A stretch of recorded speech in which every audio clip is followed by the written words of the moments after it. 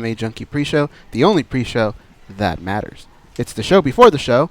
I am Goes. To my left is our MMA analyst here at MMA Junkie Radio, Dan Tom. To my right, Big John McCarthy, the best referee in all of refereeing. That's I'm gonna say all combat sports. I'm gonna put them all across the board. Damn. Danny, our producer, he's the best producer in all of New Jersey and New York. We'll see what his skills are like when he comes. Well, you've been to Vegas and done a little producing here, so we'll say New York, Vegas, New Jersey as well.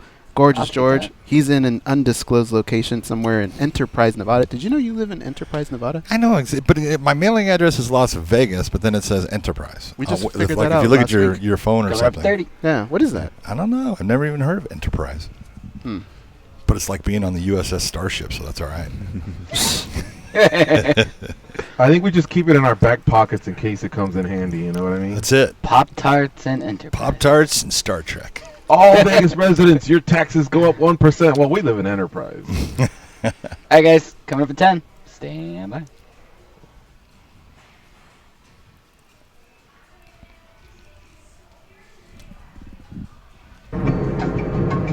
This is your captain speaking. We are making our descent into Las Vegas McCarran Airport. On behalf of our crew, we'd like to thank you for flying MMA Junkie Airlines. Now please fasten your seatbelts and put your tray tables in your upright position because the descent is going to be a little bit bumpy. Alright, Junkie Nation, it's time to roll, baby, on MMA Junkie Radio with Gorgeous George and Gold. This is what we do and why we do it, baby. All night long, we rollin'! Yeah!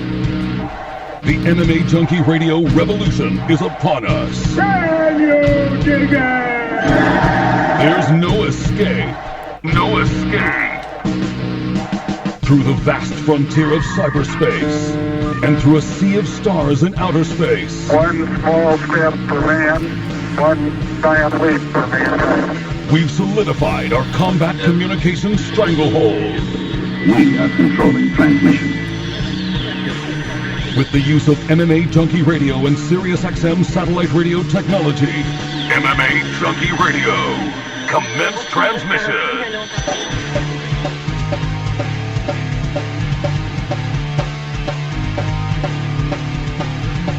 Live from MMA Junkie Radio HQ in the fight capital of the world, Las Vegas, Nevada.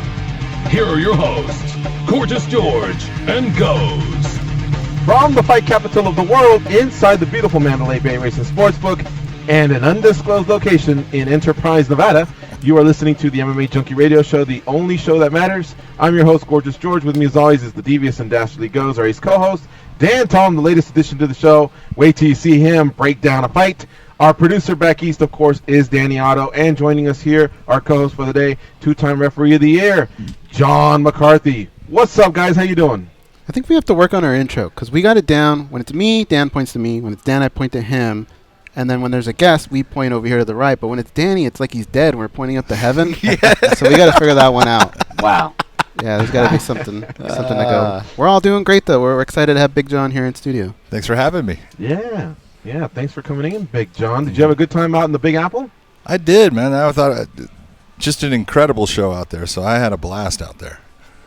I know you've called a lot of big fights, but, okay, New York City's a huge stage, and, some history did go down, so was it a special night for you? I don't want to say, like, top 10, top 5. Right? You'll never narrow that one down, but was it a special night? Did it stick out amongst some of the either more recent ones or even the all-time ones that you carry with you? No, I will tell you that it absolutely stuck out because when you have, certain shows are considered the bigger shows, and, and that one just delivered. The fighters came out, man. They fought their asses off. They put on incredible performance. There was some strange stuff that happened too, but you look at, the main card, god damn, man, every fight there were guys just going after it, and the 3 championship fights were, the challengers won every one of them. You look at it, just an incredible night.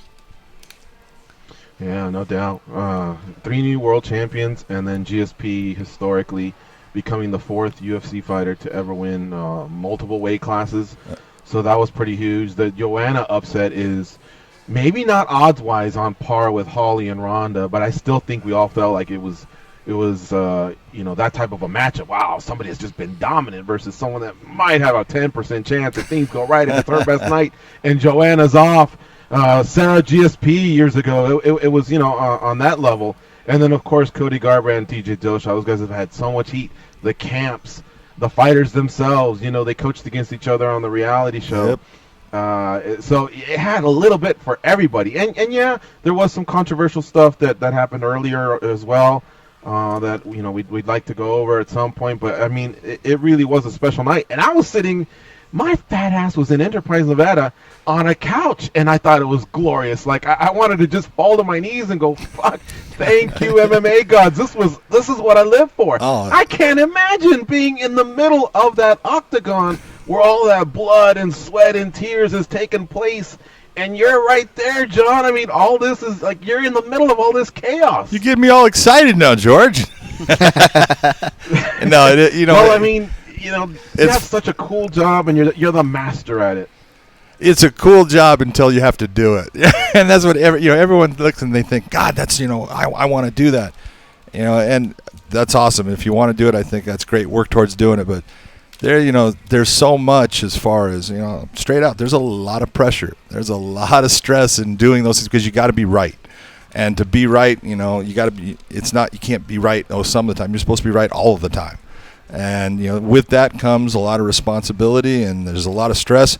And luckily things, work out for me and things went right that night. And I'm just, like I said, I was just happy to be there because it was an incredible show.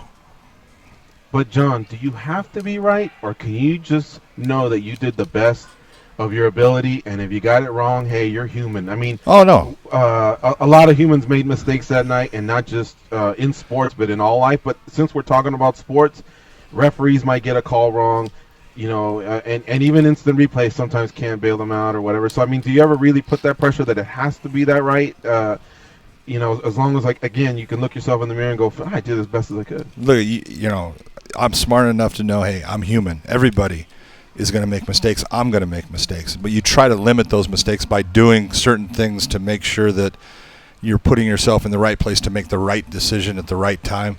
But, making them, you can't make the mistakes, because people expect you to get it right. And if you don't get it right, you're affecting so many elements. You're affecting the fighters themselves. That's horrible. You're affecting the promotion. If it's the UFC, you're affecting that promotion because they put a lot of time and effort and money towards this fight, and now you just created this problem with that fight. And then you've got the athletic commission who is putting you there because they're expecting you to do the right job, and they're saying that you have the experience to do this and not make the mistake, and then you go and you make the mistake. It's just, you work your ass off to try to make sure that you're putting yourself in the right places at the right time and seeing the right things to make sure that you don't make that mistake. And what people don't realize is when, they look and they say the referee's got the best view, and sometimes we do, and sometimes we don't. Mm-hmm. Sometimes we're looking at what we call the micro. I'm looking at someone at this very, intense thing, and something's happening somewhere else, and you don't see it, and people are like, why didn't you see it? And it's like, you know what? It's part of being human nature. You start to get tunnel vision at times. A referee can make a mistake. The most important thing, and I tell every referee, if you make that mistake, be honest about it. Don't try to cover it up. Don't try to make excuses. Admit it. I made a mistake. This is where my mistake was. How do I fix it? I learn how to fix it, and then I move on. And, the worst part for us is sometimes you can't move on because as soon as you make, if you make a big mistake, everyone wants your head. They want to say that you shouldn't do this anymore. You suck. You're the worst thing since, since whatever you want to say, Attila the Hun, And so it's, that's where, the pressure comes is, you don't want to make a mistake because you don't want to affect the fighters. That's the first thing. That's what I was going to ask you is, can you get over it? Because it seems like a lot of us go through that process and we try and put it behind us, but it kind of still lingers. I can tell you my mistakes from 20 years ago that, man, it gets to me because I look at it and I go, I affected that in a bad way, and that's, it does stick with you. If you care, and you need to care if you're doing this job, it sticks with you. All right. Well, speaking of those three big fights, you had a hand in two of them. You were the referee for Joanna versus Rose. Yep. And you were in the main event as well. So if we can talk about those a little bit, just because this was a night, like I say, I think as the sport grows, it evolves. I think we all learn along the way, Mm-hmm. And I wanted to ask you about Joanna and Rose specifically. Before we get into the finish, I just wanted to ask you, is the energy between two females or the tension, I should say, just as thick as the guys? And by that I mean, when Joanna walked up to Rose and you brought them to the middle and she did her little squat and next thing you know got face to face with Rose, what's the women's energy like compared to two guys that you also have to kind of keep apart because they may hit each other before the fight even starts? The energy is there's no difference. People ask me all the time, do you referee women's fights different than men? No, it's the same. When it comes to the whole thing of all the media stuff, the weigh-ins, the face-offs, them coming to the center for for a face-off just before the fight. All of that stuff. I look at it and it's like, it doesn't mean anything to me personally because I look at it and it's like I tell every fighter, I said, what do you care? You get to go punch them in the mouth. You get to punch their face and no one's going to stop you. It's legal. It's the greatest thing ever. Someone can say everything that they want. They can put all this stuff out there that, what, you're weak, you're, whatever, you suck at this, I'm going to beat the hell out of you. It doesn't matter because you get to go punch them in the middle of the face. So all of that, doesn't seem like anything to me as far as I don't really care about it. But is the energy the same? Is the tension the same? It's exactly the same.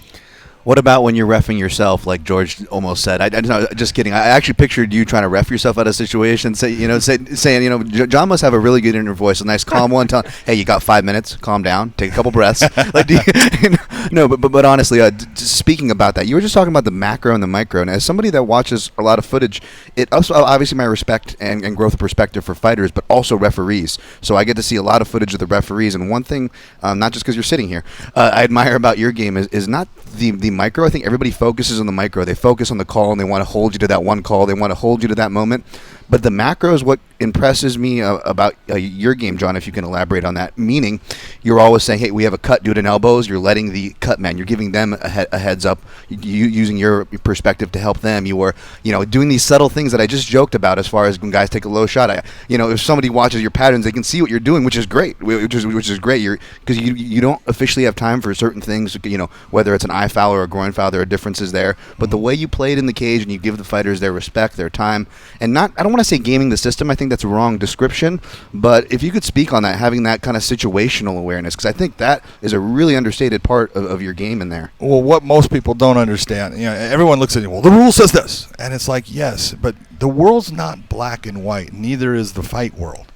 There's a lot of gray area there, and you've got to be able to work within that gray area and understand the differences from one incident occurring to another. We look at, when something happens, you have the intent of the action, and then you have the effect of the action. And that's what's important, is to understand, well, what was the intent, but what was the effect? Because that's what sometimes is going to tell you, oh, I'm going to do something about this, or no, I'm going to let this go. There's times when fighters do get hit with low blows, and they'll continue on in their actions because they know they've hurt their opponent, and you as the referee need to make the determination, I saw the low blow, I'm going to let it go. He's continuing on because he knows he has an advantage. I'm not going to interfere with that advantage. There's times when they get hit and right away they're turning away, and right away you're going to come in and you're going to say stop, and you're going to give them time. And all of that, you need to understand how to manipulate time, because you are manipulating time. When I have a fighter that gets an eye poke, Johnny Hendricks got an eye poke in New York, and it was Pablo Costa was pushing off of his head a lot. When Johnny would come in, he would push off and redirect his head to try to hit him. And that's what happened. But his finger, I could see his thumb went in his eye. And, this is where people, and it's like, it's not easy to see sometimes either, because it's fast. But I see him, put his hand up towards his face, and I see it, and I see Johnny, make the motion that, it did go in his eye. So I stop it.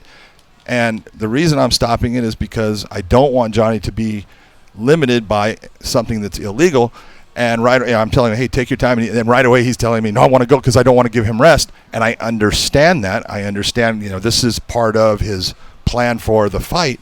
And so I'm going to, instead of bringing a doctor, because he's looking at me clear and he's not having a problem. And so I'm not going to bring the doctor in right now because I'm not going to manipulate time in giving him more rest. I'm going to actually manipulate time in giving what he thinks is giving Costa less rest and get him back into the action and get him going. And that's just, it's part of understanding the sport.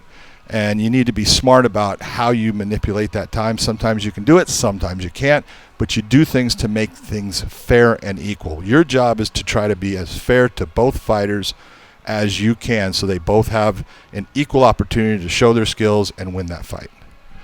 Awesome. Well, John, can we talk about some of these fights and some of the decisions that were made and maybe how you all addressed it afterwards? Sure. You ready? Sure. All right. Curtis Blaydes and Olynyk. Olynyk. Yeah, that guy. Yeah. He's a stud. All right, so in that fight, we have, Blaydes getting the best of him, and this is all going down in the first round. And as that was the second. Oli is getting up, Curtis Blaydes throws a kick. Yep. That I believe grazes his ear. Now, I've watched this fight many times, and on fight night, and even watching it over, I do hear a noise. Yep. So to hear that the kick didn't land, I don't agree with the announcers, but I think finally everybody agreed that a graze happened, and that's why the referee made his decision. He kept insisting that contact was made. Does this go back to what you were saying? Even though it was an illegal kick to a downed opponent, because that's what Oli was, it didn't really affect the fight, and therefore when the doctor was brought in and he assessed that this guy wasn't even, he couldn't even continue to do the damage earlier in the fight, that's why it was addressed the way it was, and the foul didn't come into contact, because technically the ear's part of the head, and by the letter of the law, I mean, if we were to take this to the Supreme Court, Oli may have a case. Oli has no case. And this is why. Look at, like I just said, Okay. It's that intent and that effect. As the referee, I just said, our job is to be as fair as possible. And when we're talking about being fair, there's all kinds of elements to that fairness, but it's also our first responsibility is the health and safety of the fighters. Now, obviously, that's a weird statement when you look and say you're letting these guys beat the absolute living shit out of each other, okay? They're, just absolutely putting huge shots, and this is damaging, and we're letting them get damaged. But what we want is to keep that damage to the point where once it becomes unnecessary damage, they're not defending, they're not doing things right in trying to come back in the fight, we're going to get them out of the fight. But as the referee, there's all kinds of times that you're looking and you're saying, look, this guy has no chance in this fight as far as what has occurred now. They've lost a couple of rounds. There's no doubt they lost these rounds. They're now losing this last round.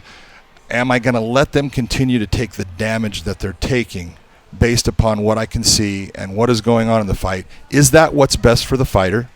Is that what's best for the sport of MMA?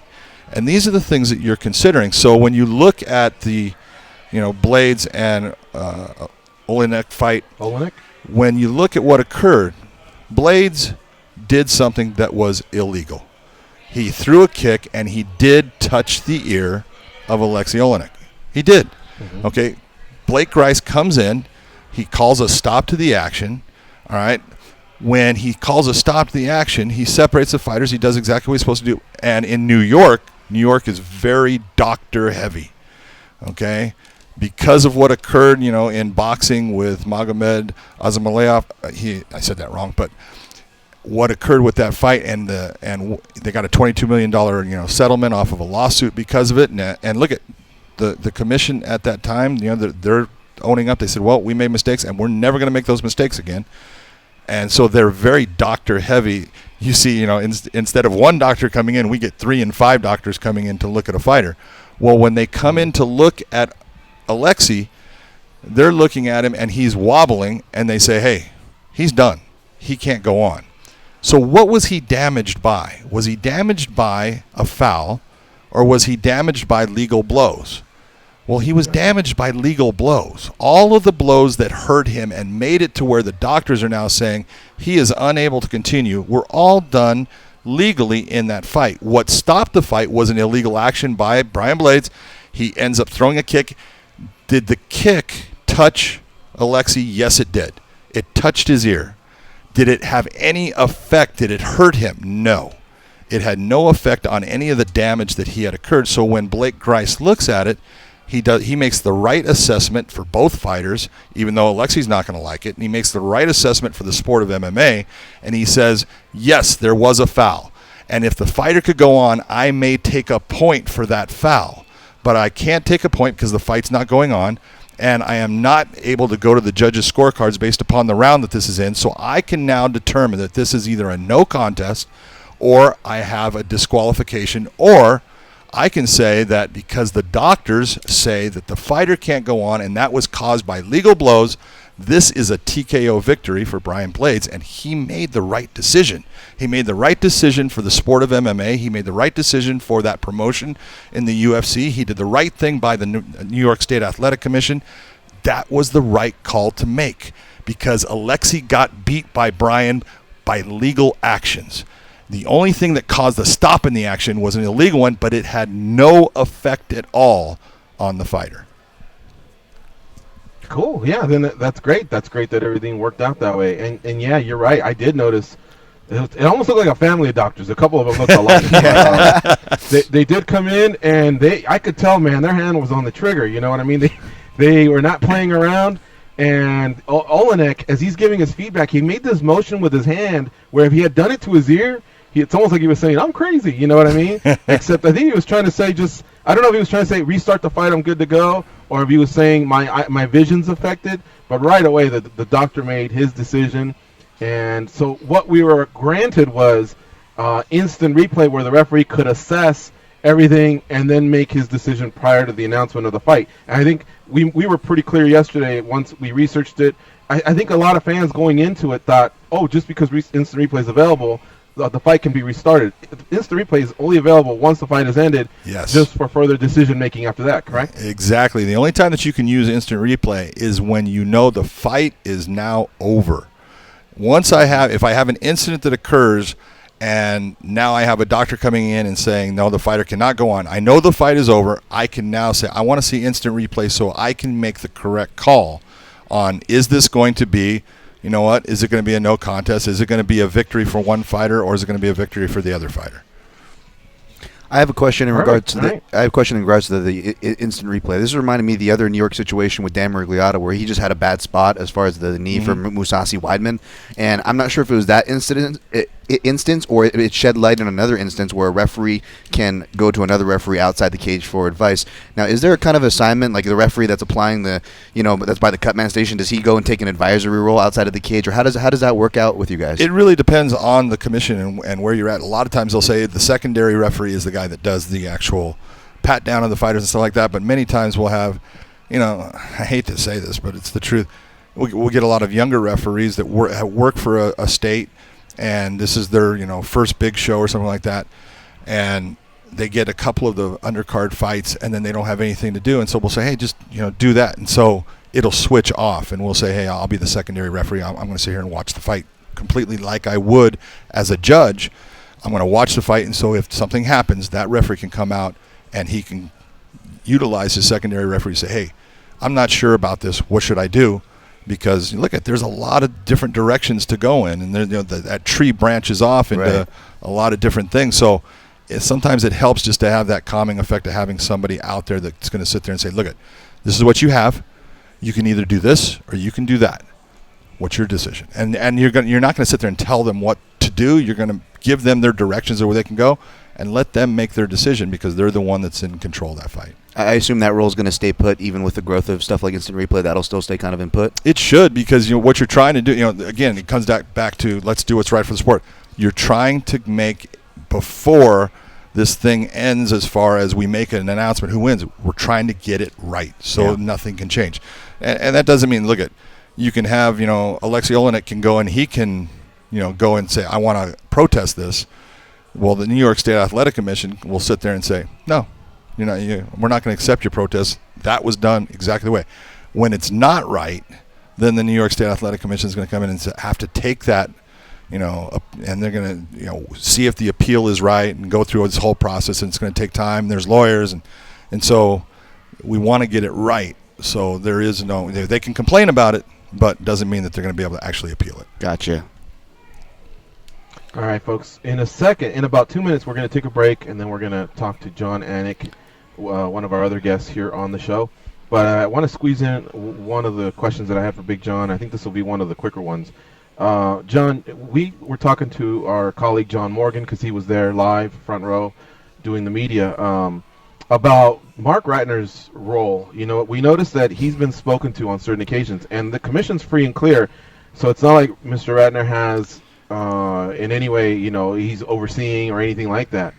And so we were saying that would the UFC be better off with him not really even having any discussion with the commission or the refs or anything like that. Now, I do want to say this. Obviously, same thing we said yesterday. Mark Ratner, when you think of him, you think of integrity and honesty. We're not questioning anything like that. And yesterday, when I did watch the replays over and over, I think what I noticed is he has what he's kind of manning is a monitor that's helping the situation. So I think, therefore, that's pretty much his inclusion, right, John? Or is there anything else that you can add to this? Yeah, you know, look, there's been times when Mark has been brought into situations that he should not be brought into, and you know that's not Mark, you know, interjecting and trying to put his thing. That's someone going to him, and then he's kind of stuck. Okay, but he does, you know, that's not his role. His role is he is the regulatory vice president of the UFC, and he does interact with commissions because that's his job, and he makes sure that everything's right. He makes sure that, you know, the referees are acceptable, you know, for the level of talent that he has at that show. He does all of his job. Well, he's sitting there with a monitor.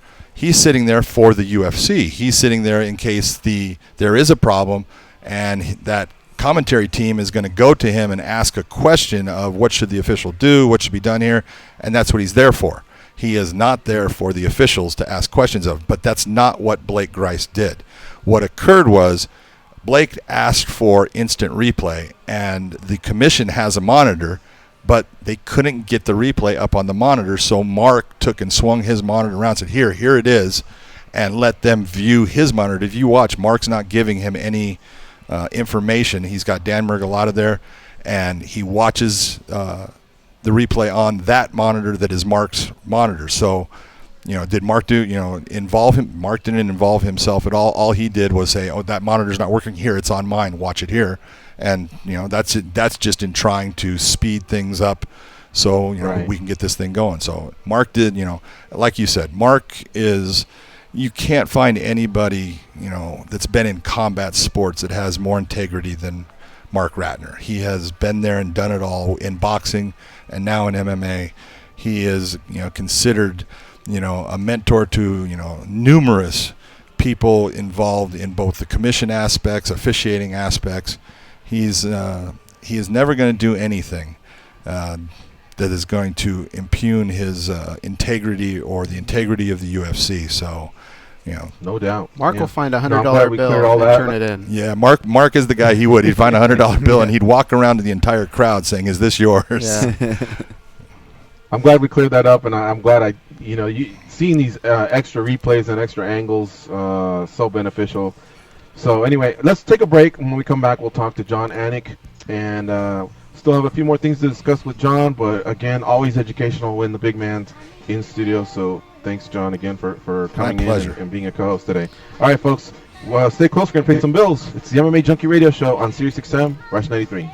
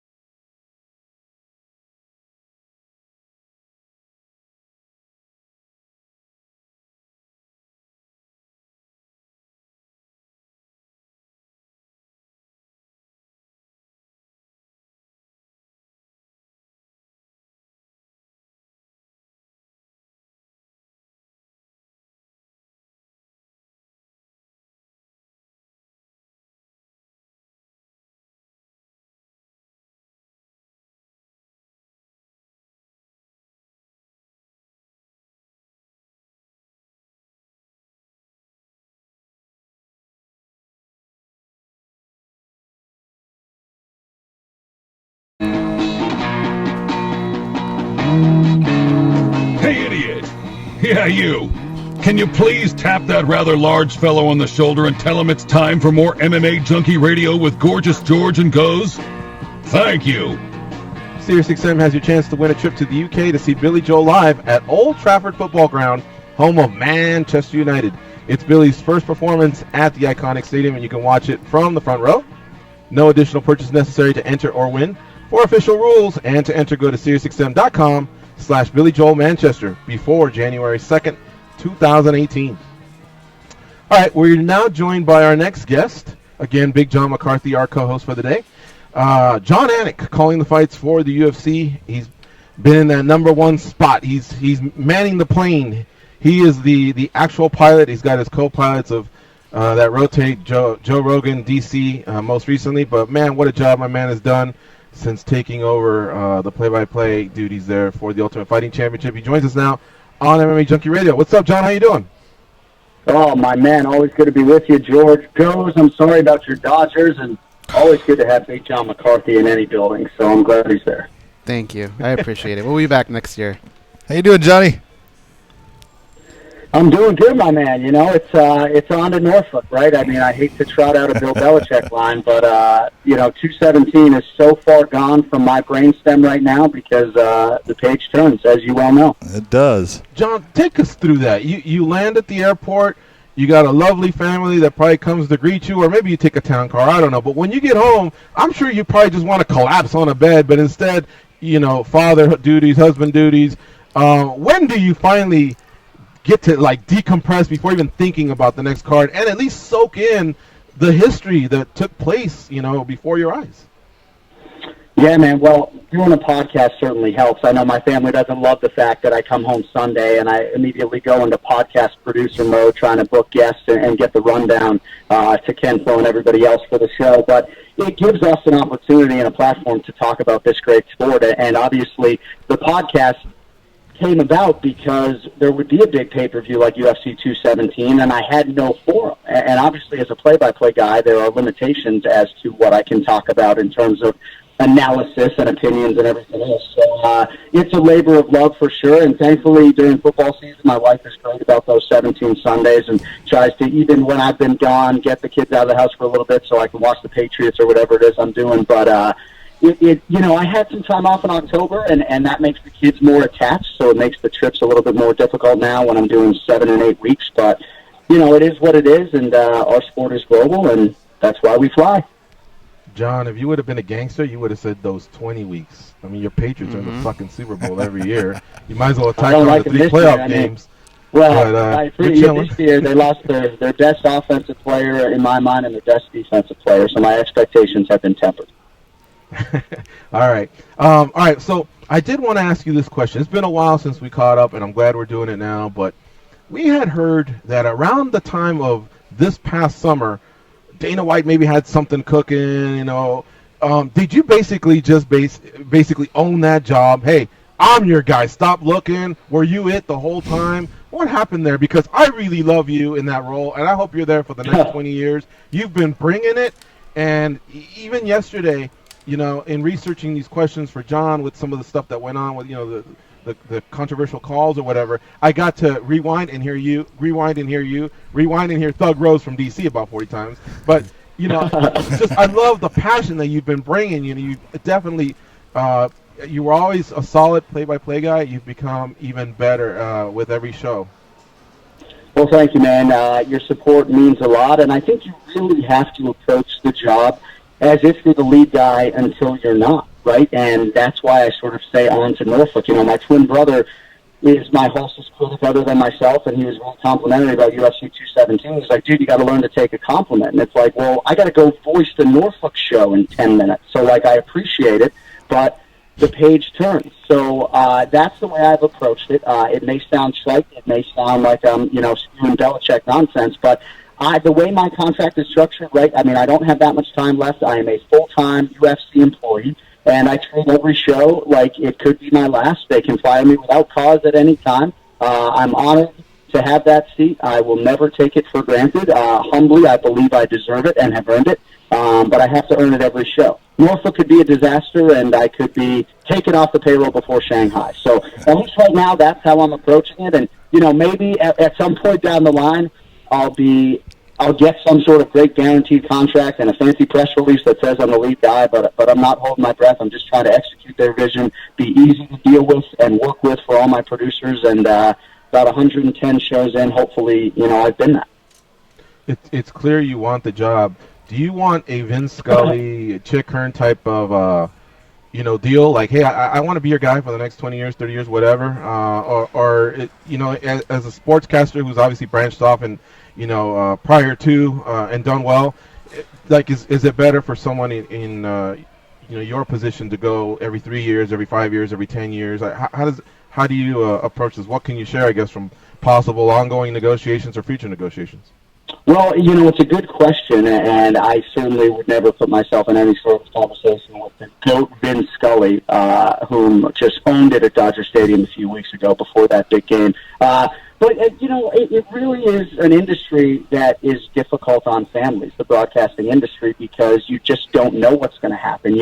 I signed a 4-year extension, and hopefully, they want to keep me around long term. I mean, I said when I took the job in 2011, I never would have left ESPN, which at a time in my life was the destination that I wanted to get to. I never thought I'd leave there, but I wouldn't have left there if I didn't think I wanted to do this for 20 years. So this was a commitment to mixed martial arts and the UFC that thankfully has been reciprocated, but there is also some sacrifice, and my dear friend Brian Stan obviously stepped away for a lot of different reasons, but chief among them was lack of weekends and time with his children. So, I feel like my daughters are probably going to get to a point where they're like, all right, man, 30 weekends a year is just a little bit much, and, all they would have to do is say something to that end to get me to really rethink things. So we'll see what the UFC thinks. I'm just trying to, put them in a position where they feel like I'm someone of value that they want to retain, and, I guess we just got to see where the chips fall, but I'm optimistic, I'll tell you that.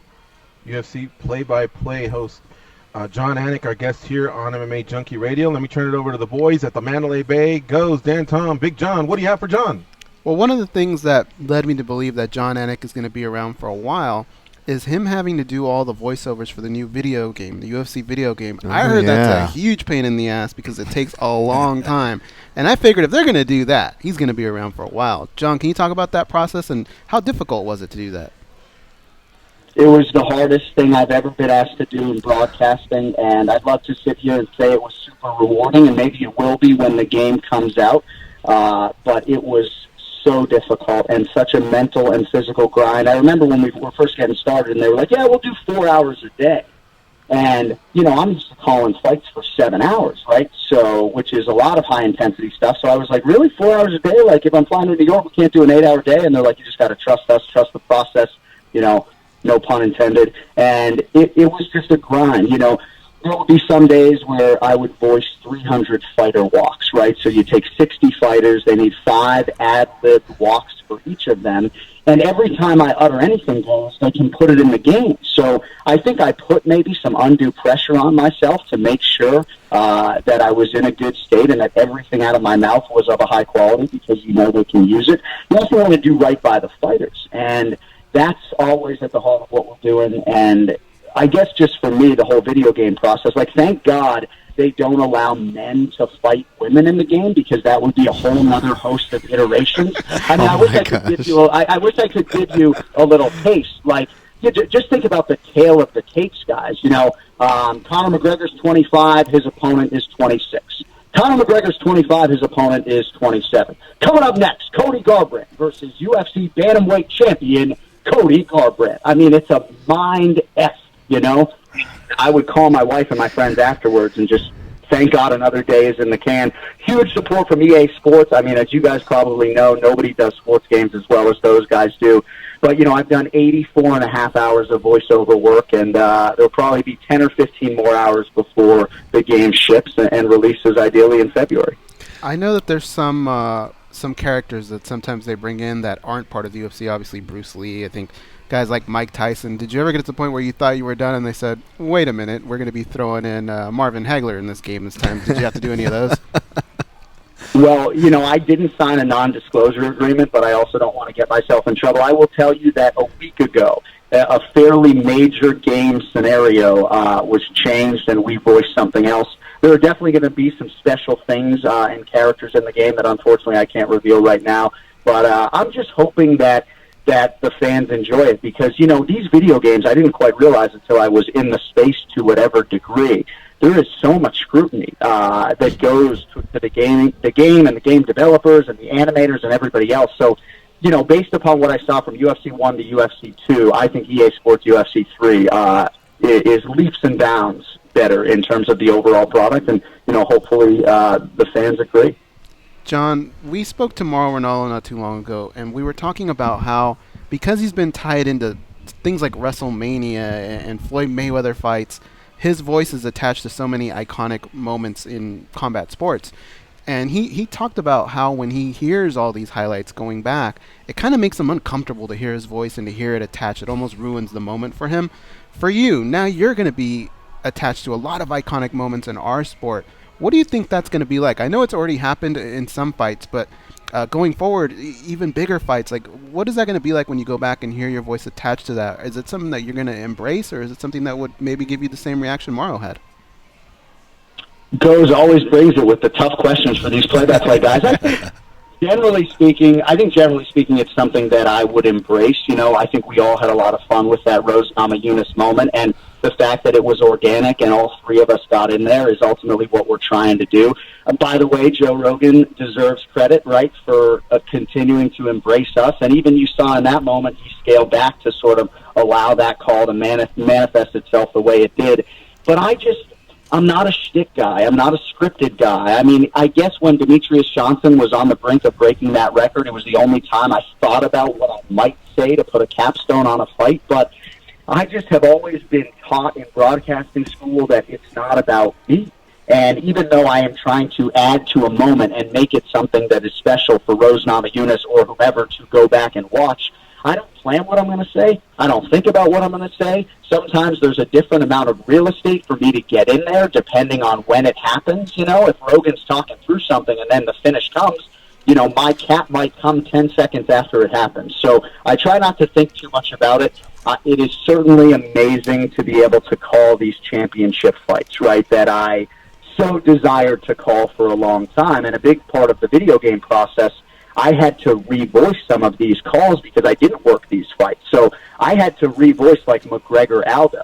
And I didn't think at all about it beforehand. They didn't tell me until that day that that's what I was going to be doing. But that was probably the most demonstrative, throaty, veins popping out of my neck call that I'd ever delivered. Granted, I was in a New York studio to do it. But it's just very special to have that seat for these type of fights. And again, for a guy who's been to Brazil 24 times and really was focused on the bottom half of this roster for 3 or 4 years, it's nice to call a fight involving guys like George St. Pierre and Michael Bisping, That's awesome, John. Dan Tom here. I guess, my question is along that, where I admire that you don't have a shtick because I like that you have a nice flexibility to your game, and I'm sure you owe that a lot to the different, the different analysts that you have to share the booth with. And as an analyst that has to preview every card that this UFC schedule has, I really, really admire, respect, look up to the work that you guys do. You mentioned Brian Stan earlier. I think he set an example, a high bar as far as the prep that clearly you yourself put into it as well. And I know you kind of spoke earlier about the process and turning the page, and I try to treat it the same way. But selfishly, I guess I got to know more. Have you picked up any other mantras, if you will, John, from your partners on how to deal with whether it's the road, the preparation for the cards, and just surviving it? It's a good question, man, and it's good to hear from you. I feel like for the analysts, I don't ever want to be them, right? Because these guys have steel traps for brains, and their recall in terms of previous fights is unbelievable. I wondered aloud on the air when was the last time Jorge Masvidal was dropped, and Rogan was right there to tell me that it was in the Darren Cruikshank fight. So our jobs are completely different and have completely different challenges. So like during fight week for UFC 217, the analysts aren't thinking about Norfolk, Virginia, whereas like last week, I think on Tuesday of fight week, I voiced most of the Norfolk show, and then I did some pickups, obviously, when I got back from New York. But that, when I first took the job, was something that was difficult for me, because I'm like, so I got to rewrite and voice all this stuff for Norfolk. You know, I got 26 fighters that I'm trying to master by Saturday night. And I think you just develop a process for how you do it. I do my fighter calls on Tuesday, so I get most of the 24 fighters on Tuesday, and I get, 3 or 4 minutes with each man or woman, and I get that out of the way. So I really feel like when I do show up on fight week, I can deal with formatics and all of the menial show bullshit that none of the analysts ever have to look at. So it's a challenging job. It's totally different. Like, I did a college football game a couple years ago, and George and Goes know this. And dude, you blink, it's halftime. They're serving you food. You get a 12-minute break. Next thing you know, you're on the bus home. So this is just a different animal. And maybe early on I learned that the hard way. But I feel like I have a pretty good system. And I guess until I find a better system, I'm going to be holed up in my hotel room, for 5-6 hours every Friday night before a show. That's just the inconvenient truth of the gig. Well, you're killing it, John, and it's appreciated. Hey, John. The one thing I want to tell everyone is most people don't realize how much work you do put in beforehand, just like what Dan's talking about. And when I'm talking about him putting in work, John Anik has sat down. He's asked me, hey, let's have a coffee, and he sits down and he goes over, hey, what about this? What about this? If this happens, what's the rules for this? Well, what about that? And he's trying to learn not only what the fighters do individually, not only what the concept of this matchup is going to be. He's trying to learn what the officials are doing and what they should be looking at for judging and what they should be doing if something happens in the cage. John Anik is doing so many different things. People have no idea how full that plate is. And I just want to congratulate you, John, on doing a phenomenal job. You're awesome at what you're doing, man. You're sounding great, and just continued success. Well, you're way too kind, my friend, and I think you need to keep the beard. I will say, Big John McCarthy, he still has the beard in studio. I think you're laughing. I can see you guys right now. So, Big John McCarthy is the single greatest resource there is in mixed martial arts. I mean, there are other people that I would put in that conversation, guys like Joe Silva that have really helped me a whole lot.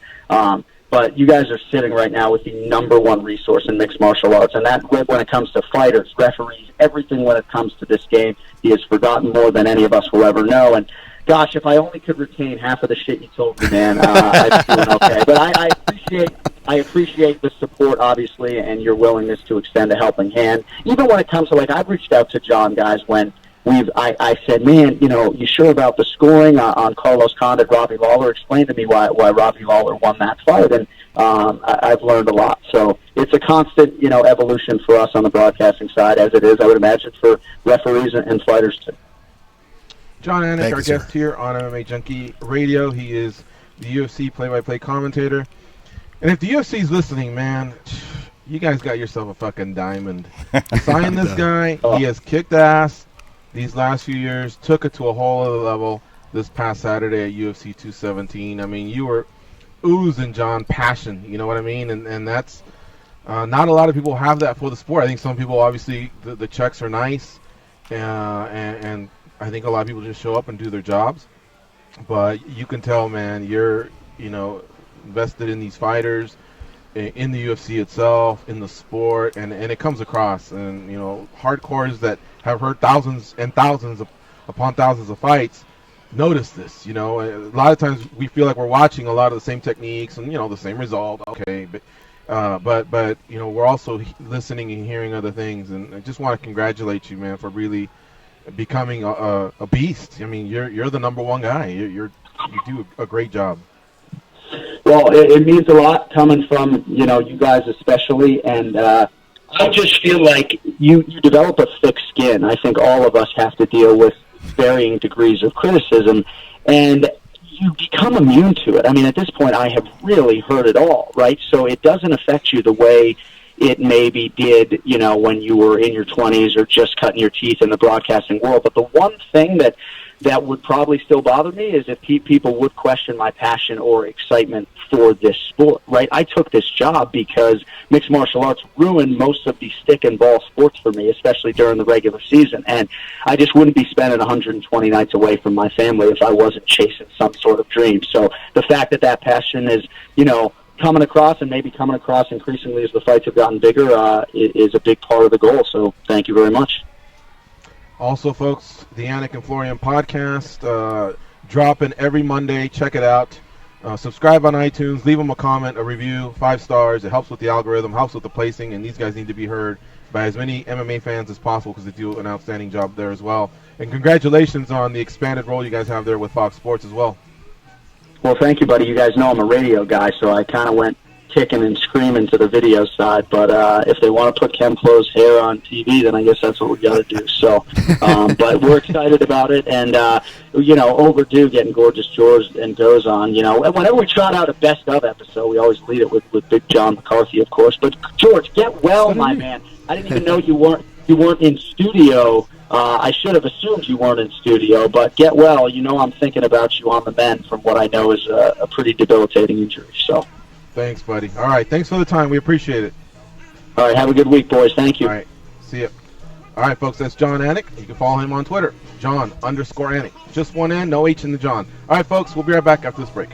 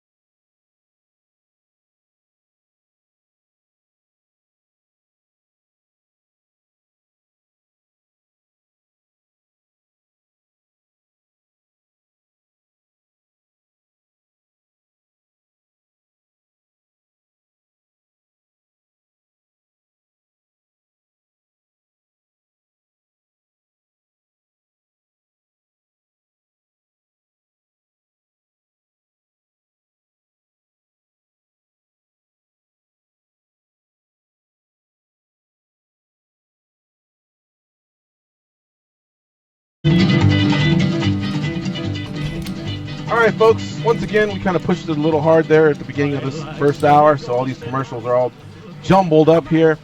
Just a quick message here to let you know that in the second hour, we will be talking to Bellator featherweight champion Patricio Pitbull, and the rest of the time we'll be spending with Big John McCarthy, our co-host for the day, in studio. Like John Anik said, probably the greatest resource for any broadcaster, any podcaster out there, and we'll be having some fun picking his brain during the show. All right, folks, stay close. We'll be right back after this break. How I wish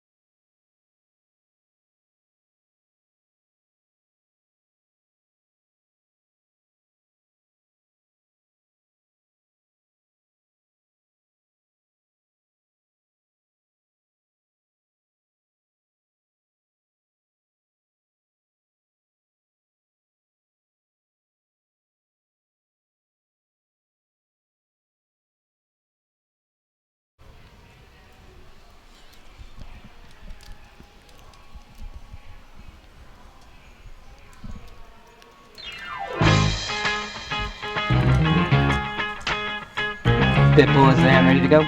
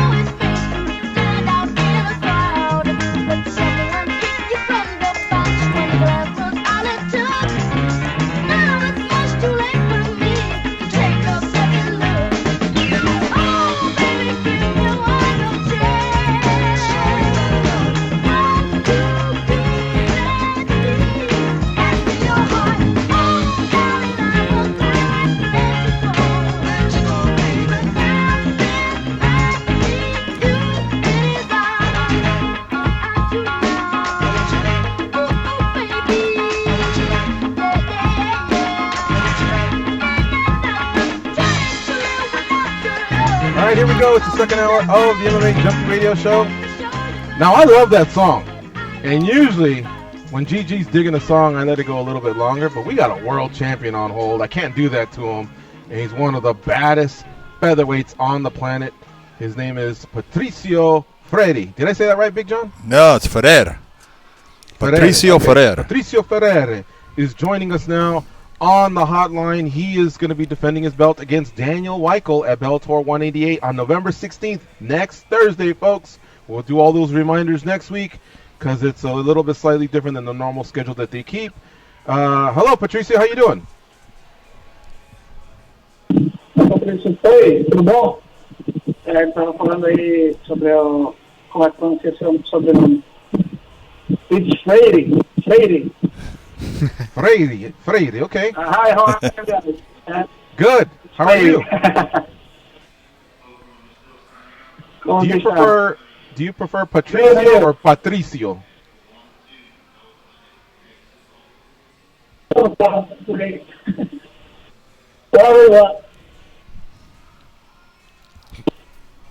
Hello, are you guys there?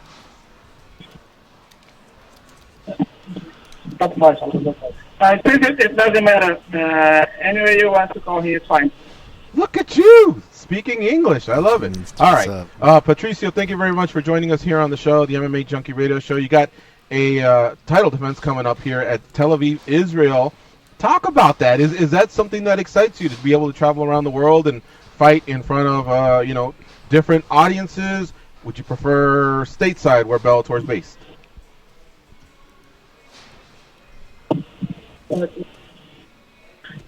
Você vai lutar com o Adrian em Israel, né? E é uma coisa que você acha bacana, tá viajando o mundo assim para lutar, ou você prefere estar lutando nos Estados Unidos?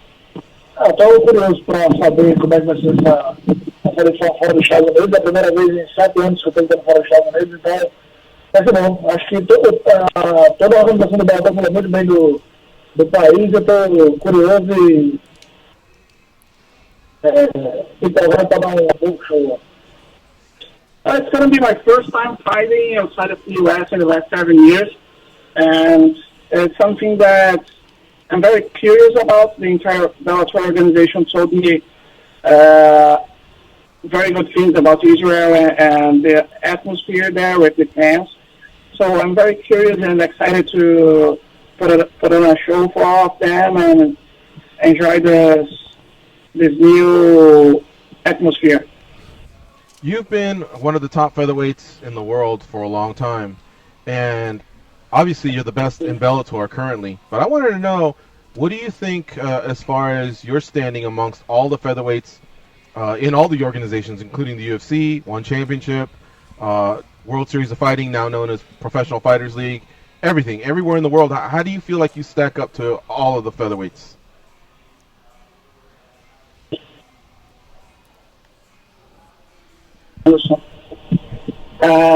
Você é um dos melhores presidentes do mundo, óbvio, o número 1 no Bellator, mas como é que você se compara, como é que você se coloca comparando com os pesos penas de todas as outras organizações, o UFC, One Championship, WCF, que é Pro Fight League agora, enfim, juntando todo, onde é que você se encaixa nesse bolo?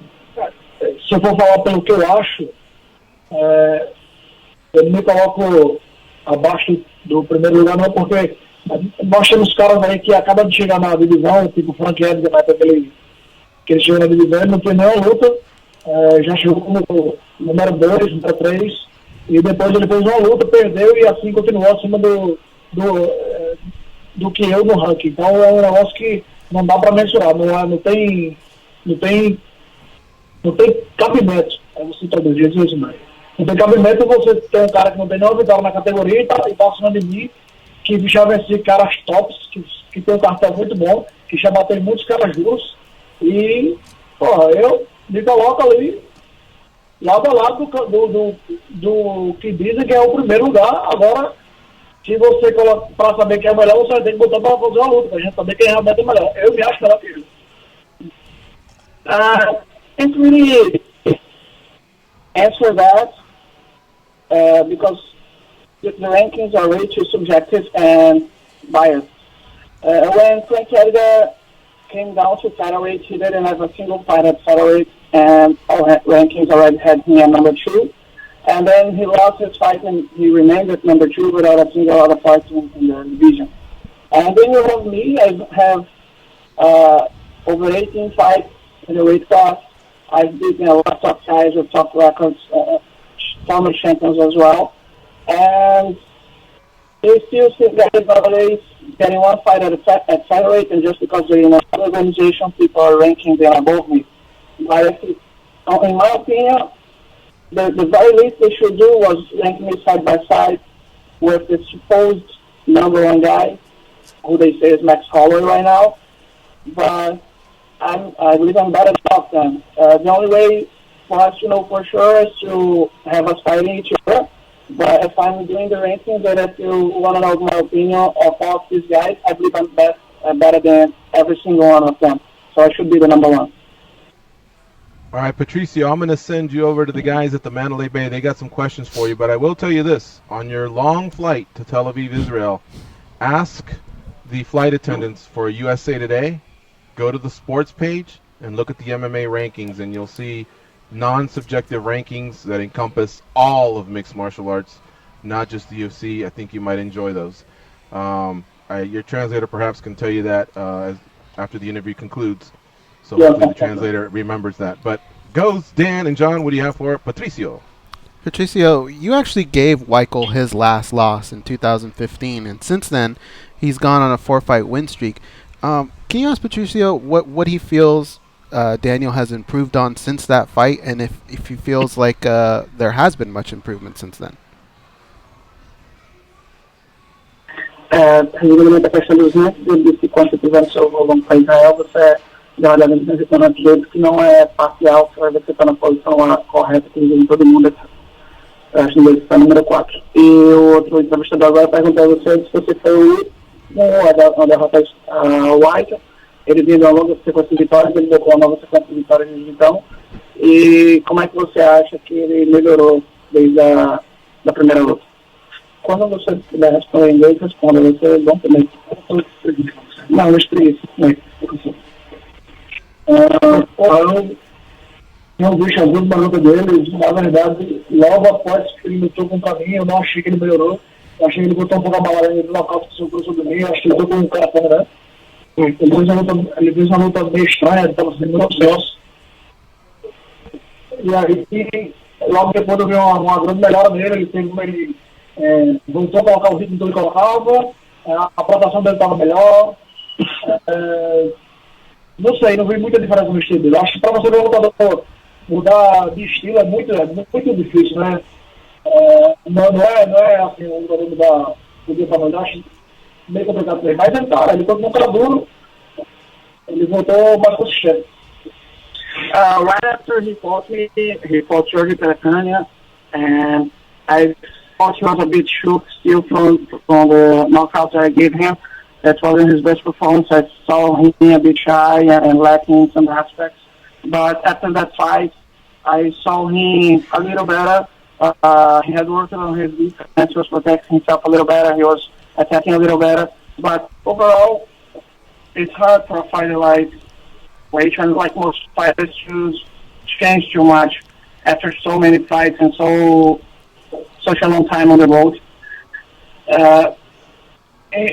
Todo mundo perde e diz que vai na academia, vai voltar mais forte, mas ele volta para a academia e volta para a mesma coisa que ele fazia durante muitos anos. Então, a gente não sabe até que ponto esse cara melhorou. Eu vejo ele mais consciente, mas eu não sei até que ponto. Because everyone, when they lose, they say they're going to change everything, but they go back to the gym and keep doing everything that they used to do exactly the way they used to do. And when they come back, they're basically the same. I can see a few differences, but mostly the same fighter that we've seen before. So can't really gauge how much he's improved since then. I see him being a little bit more consistent, but aside from that, I don't see much difference from what he used to show and from what I experienced. Patricio, I see that Henry Cejudo has spent 2017 preparing down in Brazil with you. Can you talk about that experience, and did you pick up anything? Did you learn anything from your experience with Henry Cejudo in Brazil? Henry passou tempo aqui, né, treinando na equipe. Você pode falar pouco dessa experiência que você pegou com o Henry Cejudo, como foi aqui no Brasil, e como aconteceu o jogo, né? A gente tem treinado junto já faz um tempo, desde 2015 eu tenho tido contato com ele em treinamentos, e nós temos o mesmo treinador, Eric Baracim. Ele conseguiu fazer uma junção ele já treinar, e Cejudo ele confia muito na nossa equipe. Sempre que ele vem lutar, ele vem aqui pegar uma parte da estratégia e volta para a cidade dele para finalizar o campo. Então ele ajuda a gente na parte de queda, né, junto com o capitão Baracim, e a gente ajuda ele na parte da visão geral do MMA. Da estratégia e isso. I've been training on and off with Cejudo ever since 2015. I went to the US a couple of times, and because we have the same wrestling coach, Eric Baracim, so he made this happen, and Cejudo has been coming here recently to help with the strategy for his fights. He starts his camp here and finishes it in Phoenix, and it's like an exchange of information. He comes here and he helps us with wrestling together with Eric, and we help him with his striking and with the strategies, game planning for the fight, some aspects that he should improve. He helps us improve in other areas as well. So it's a mutually beneficial partnership that we have, a friendship that evolved and helped us develop the fighters. All righty. Well, listen, we look forward to your fight, and it takes place November 16th, and it's next Thursday, folks, live from Tel Aviv, Brazil. It'll be Bellator 188 with Patricio Freire defending his title versus Daniel Weichel. Patricio and translator, I'm sorry I didn't get your name. Thank you very much for joining us here on MMA Junkie Radio. Safe travels to Israel, and good luck on November 16th. And by the way, this is for Patricio. Patricio, você fala inglês muito bom, porque você não faz mais entrevistas usando seu inglês? Obrigado, meu amigo. Eu vou tentar mais vezes. Eu fico com vergonha. I am shy. Ok. Não há problema. Não há problema. Obrigado, muito obrigado por seu tempo. Obrigado. Você também fala português muito bem. Obrigado. All right, guys. Thank you very much for the time. All right. We'll see you guys. Thank you. All right, folks. That is Patricio Freire. And I don't know if you guys remember this. That fight, Weichel had some good moments in it, man. Mm-hmm. That was a great fight the first time. I remember can't wait it. for the second one. I think I was close to it. Yeah. But you're right. You know what? Weichel did have some great moments, and he had Patricio hurt in that fight, and then Patricio came back with a huge knockout in the second round. But that's what makes him a champion. Patricio is absolutely one of the best 145-pound fighters. He's unbelievably strong. He's got great jiu-jitsu. But his stand-up, he hits so damn hard when he hits him. You know, look at he had that fight against Benson Henderson where he moved up to 155 to fight Benson, and he was winning. He won the first round. He was winning the second round, but a kick that Benson had hit him with broke his leg, and so we stopped the fight. But he was giving Benson fits, and he is an incredible fighter. Yep. I think it's been long proven that the top fighters outside the UFC are just as good, man. Oh yeah, as the ones we see in the UFC. I know the UFC's got the tougher schedule. Every single fight is definitely top notch. But I really feel like Freddie's one of the best featherweights on the planet. You're right. All right. Thank you to Bellator for setting that up. Those are our interviews for the day, and now we can return to talking to John McCarthy and picking his brain about everything that transpired at UFC 217 and all of his travels as of late. So, Big John, I guess returning to the 217 card, I think wanted to lead the questioning a little bit when it comes to the Rose Namajunas and Joanna Jedrzejczyk fight.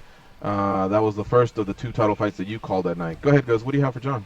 Well, John, I wanted to just break it down from beginning to end. Here comes trouble. Because, actually, here's the thing, is there seemed like there were so many scenarios that night that people thought the way the fight ended. Yep. And even in going back, and this is us going back and watching it over and over 3 or 4 times, we still couldn't figure it out until we finally saw one view, and then it was all kind of clear to us. You have to do it on the spot. Yep. So here's what some people will say.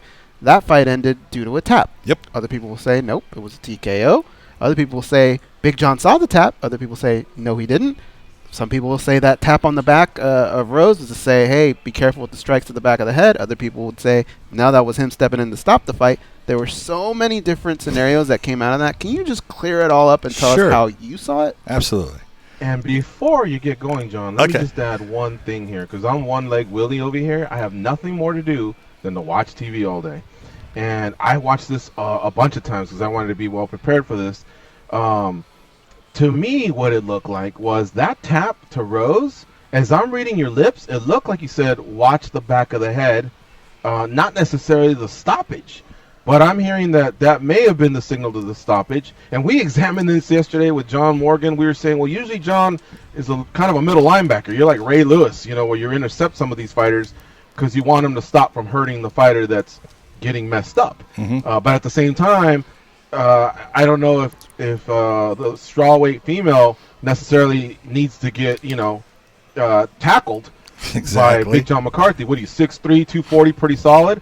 But then earlier in this interview, you also said, I call it the same, no matter if it's male or female. So I'm back and forth confused, I guess, on how you may answer this question. But anyway, proceed, sir. Well, calling it the same and doing the same actions is sometimes going to be different. I got a 115-pound female fighter here. So is it good that I take and swat her away or anything like that? And so when Rose hit, here's the thing to consider. Rose hit Joanna with a beautiful left hook and put her down, and then she works her way back up. She gets hit a couple of times more with some good shots, but works her back way and works her back into the fight. There was a second left hook that hit her that did not put her down, but trust me, it was a left-right that hurt her. And that's what set up the third left hook that puts her down again. And, at this point, Joanna, although, look she's fighting, but she's fighting on instinct. She's not fighting based upon her brain is not working the way it's set up to work and the way that she's normally functioning. That's gone. Rose has scrambled the connections there, and it's just this is on autopilot now. And so she's trying to get herself back. She turtles up, and Rose comes in and hits her, and she hits her. And I did tell her, watch the back of the head. And at that time that I put my hand out, I said, stop. And Rose right away jumped up, boom, and went away. And you can say that Joanna's hand did this motion of a tap. Did I see it? I saw the motion of her hand. Did I think it was a tap? No, I wasn't looking at it like it was a tap. And I was the one that stopped the fight. I was the one that made the call of what the fight is. And there's reasons why I make that call. What people need to understand is every athletic commission has a standard of a minimum requirement of suspension. You'll get fighters that win and get 7-day suspension. Okay, so they can't fight within that next week.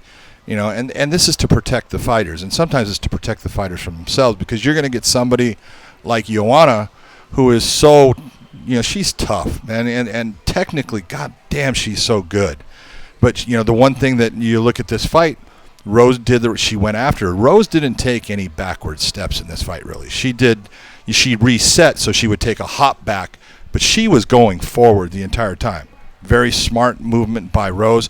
But, if you look, I'm sure that, Rose's corner, had figured out, well, Joanna's a slow starter, but as she gets going, when she gets on track, man, she's just a monster.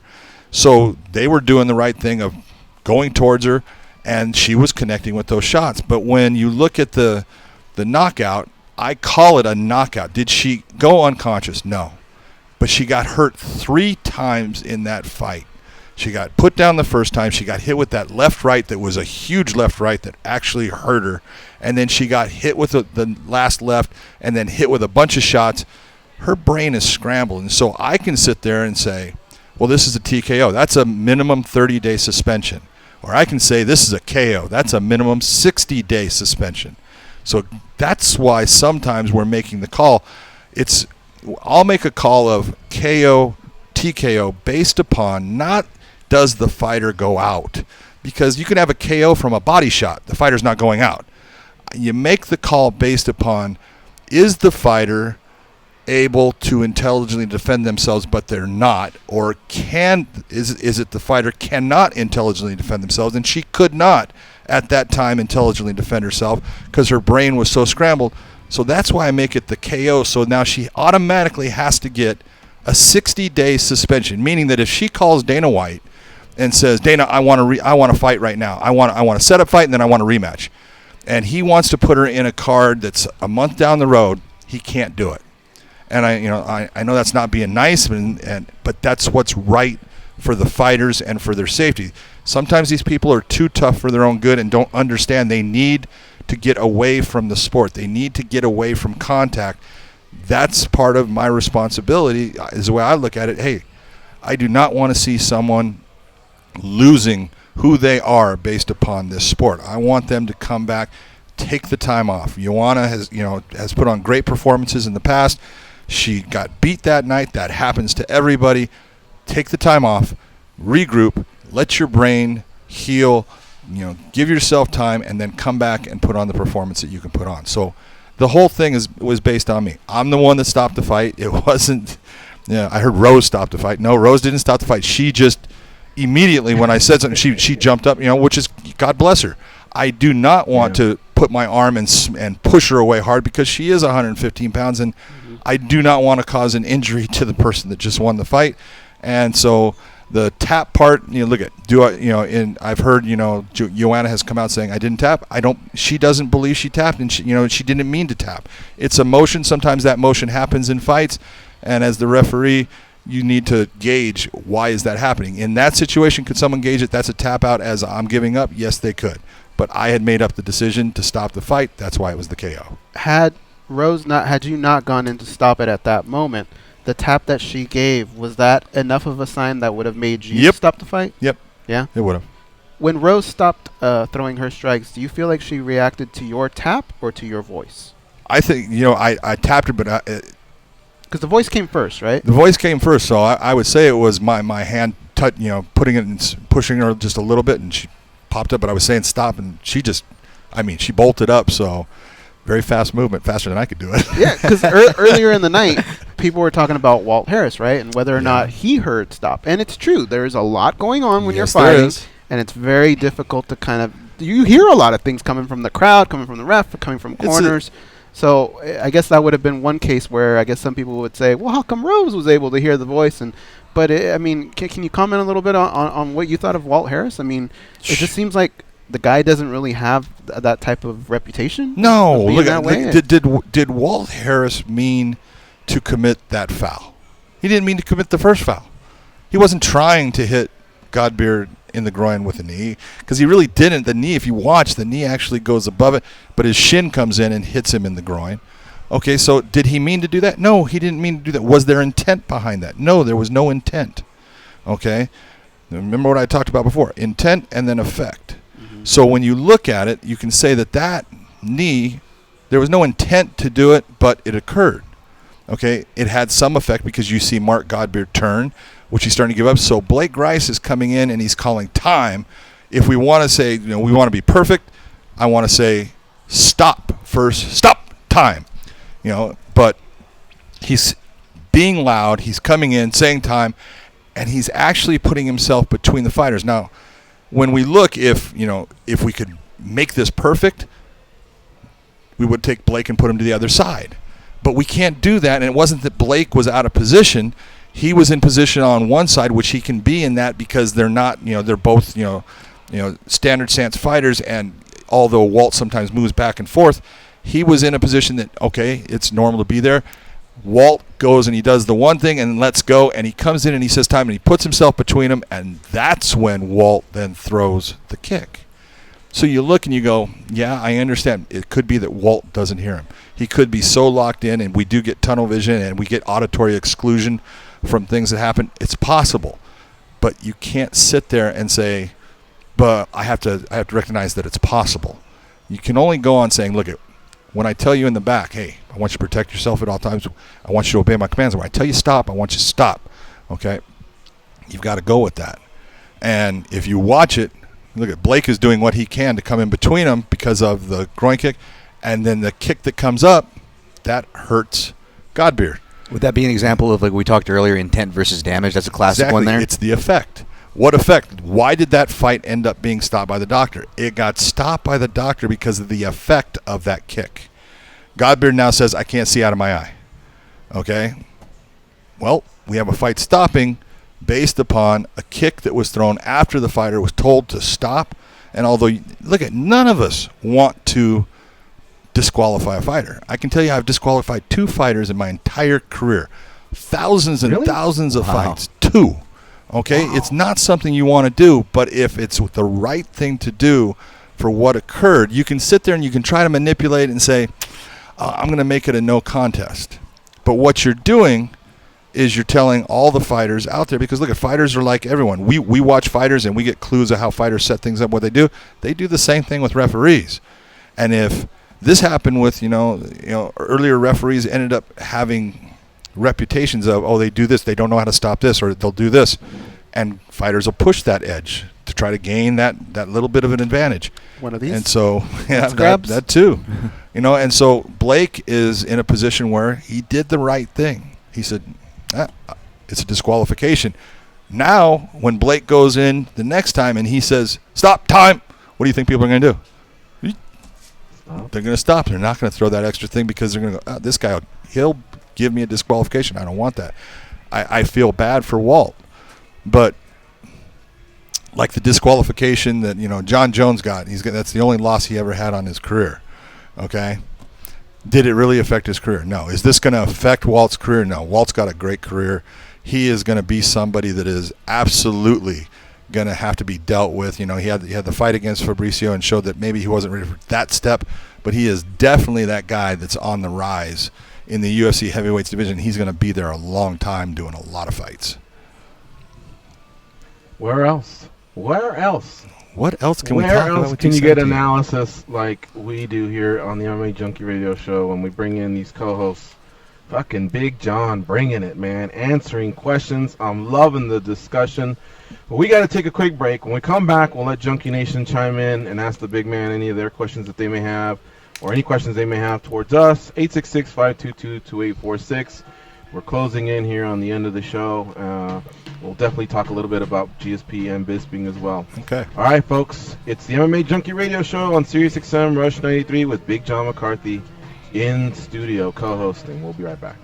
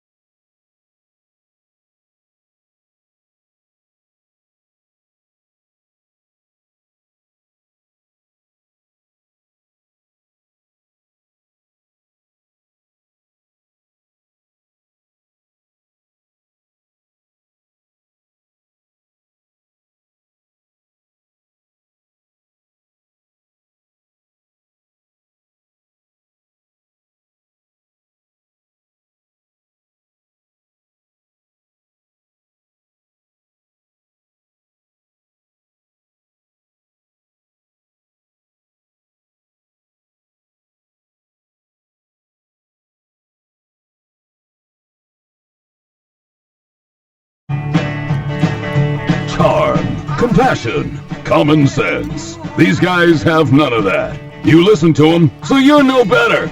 I am awesome, though. They are Gorgeous George and Goes.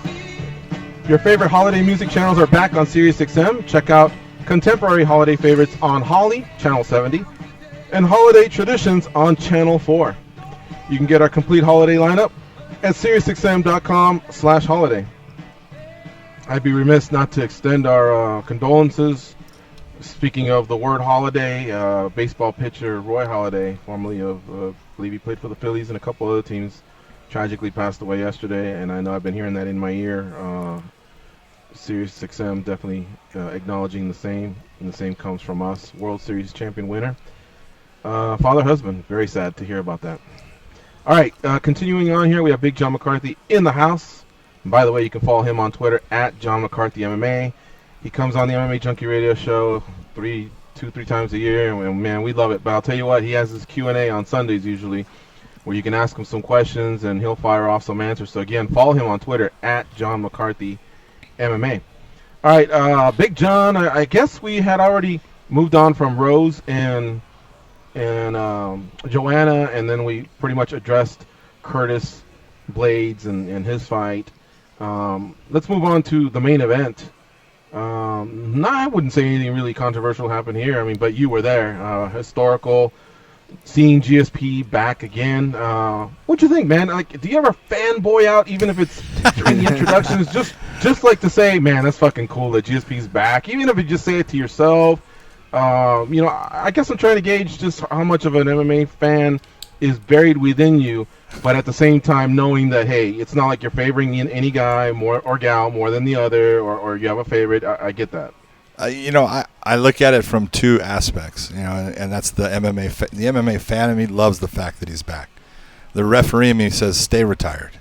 You got a great life. You walked away from this without, any real serious damage. You're going to be able to live the rest of your life, in a great way. Stay away. But, as the MMA fan, I love seeing him fight, because he epitomizes what I want people to see MMA fighters as.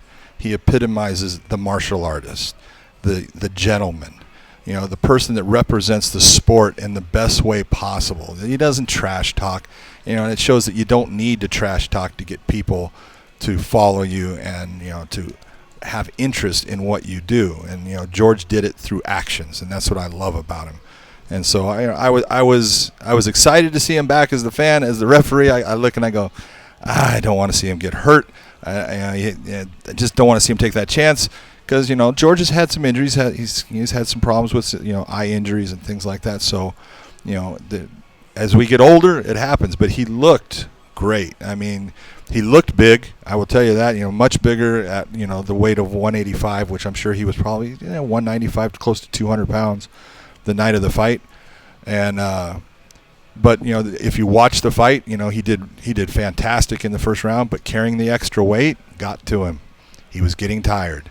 He was having some issues with fatigue, and you saw Michael Bisping coming on, and he was coming on well in that fight, and George did a beautiful job, and I give him so much credit. He hit him with that frickin' left hook, and then the way he went after him when he hurt him. George hasn't. Think of his last 4 or 5. He hasn't stopped anybody in a while. He's won a lot of decisions, and man, he went after Michael, and he was doing everything he could, and he hit him with some good elbows. And the way he set up the transition to the back, because that was what George did that caused that, was beautiful. It was an absolute beautiful maneuver that he did. He created it, and Michael just went with the direction that he was able to try to escape out of, and George was waiting for it. And he did a great job with the choke. He actually released the squeeze just a little bit to set it back, and that kind of gave Michael an extra little. And then he went out, and I stopped it. But a phenomenal performance by George coming off of 4 years. I mean, it's remarkable to everything that's occurring. People looking at, well, he's been fighting for this long. It's like when you haven't fought for 4 years and you walk into that main event in that spotlight with those fans in that arena. Mm-hmm. There's an ungodly amount of pressure that is crushing you down to that canvas, and he handled it so well. And then to go on and do a concert afterwards. Did you hear the clip from that? No, what's that?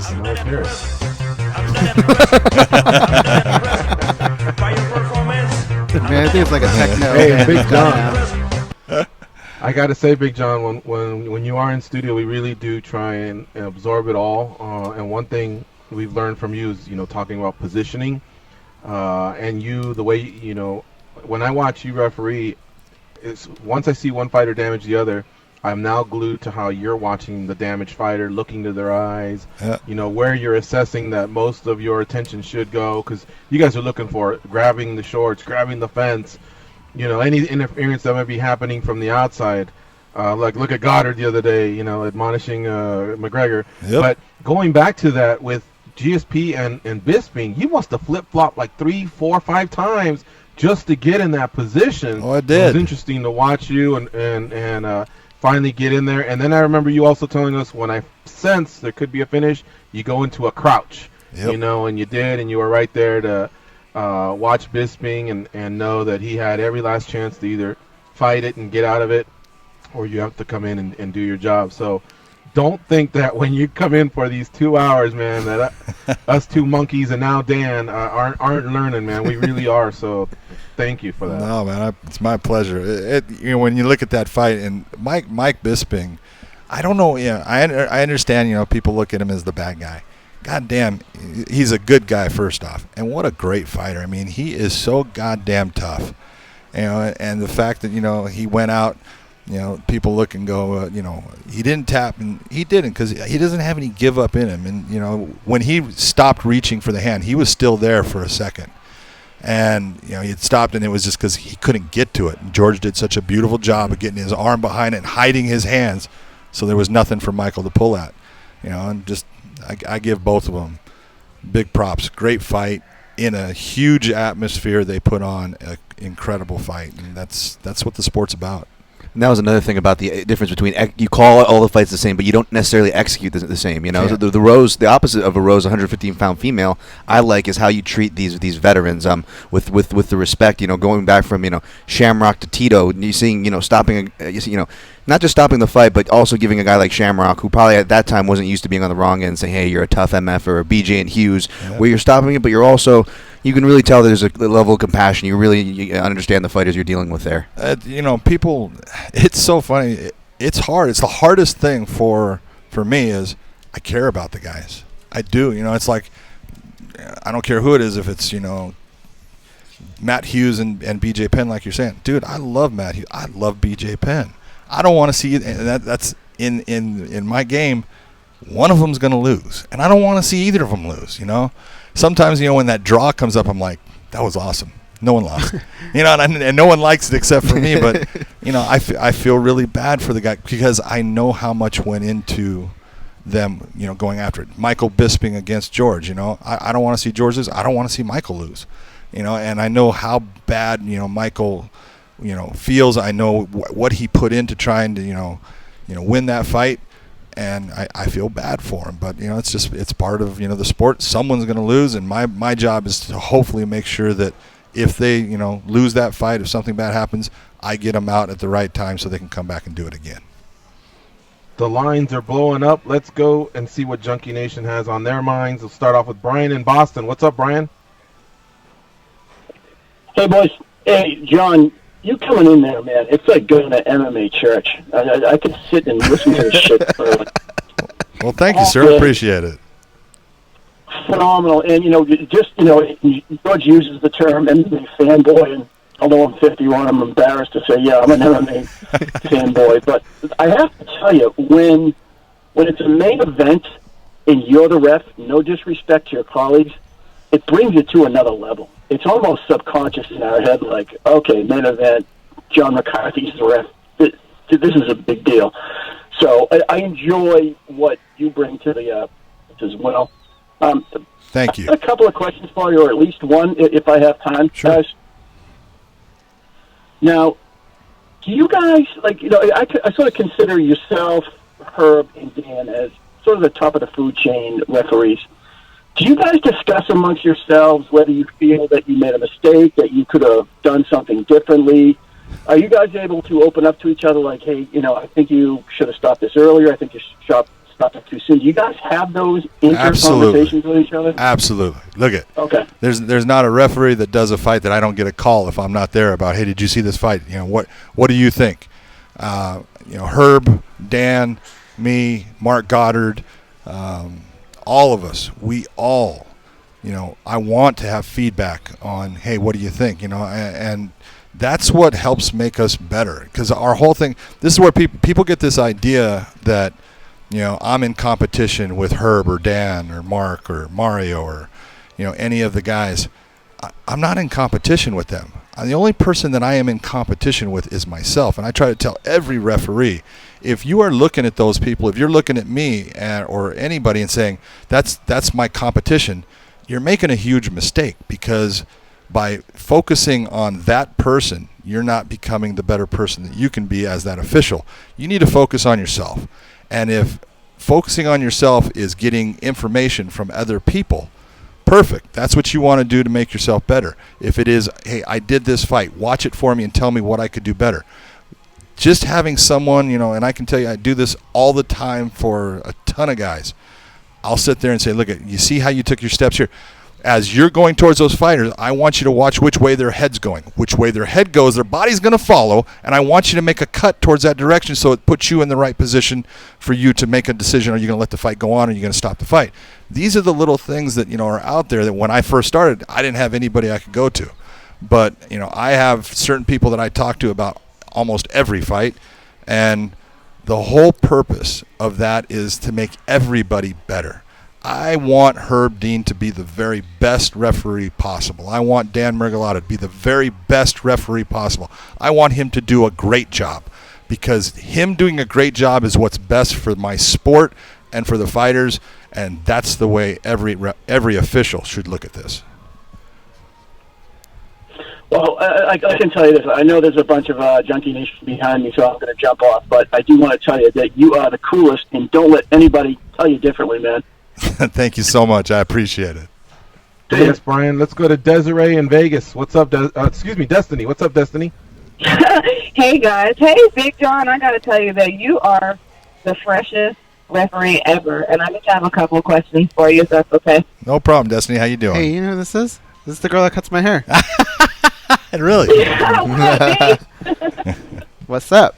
Are you coming in today? I know I need to get you tapered. I will probably come in today, yeah.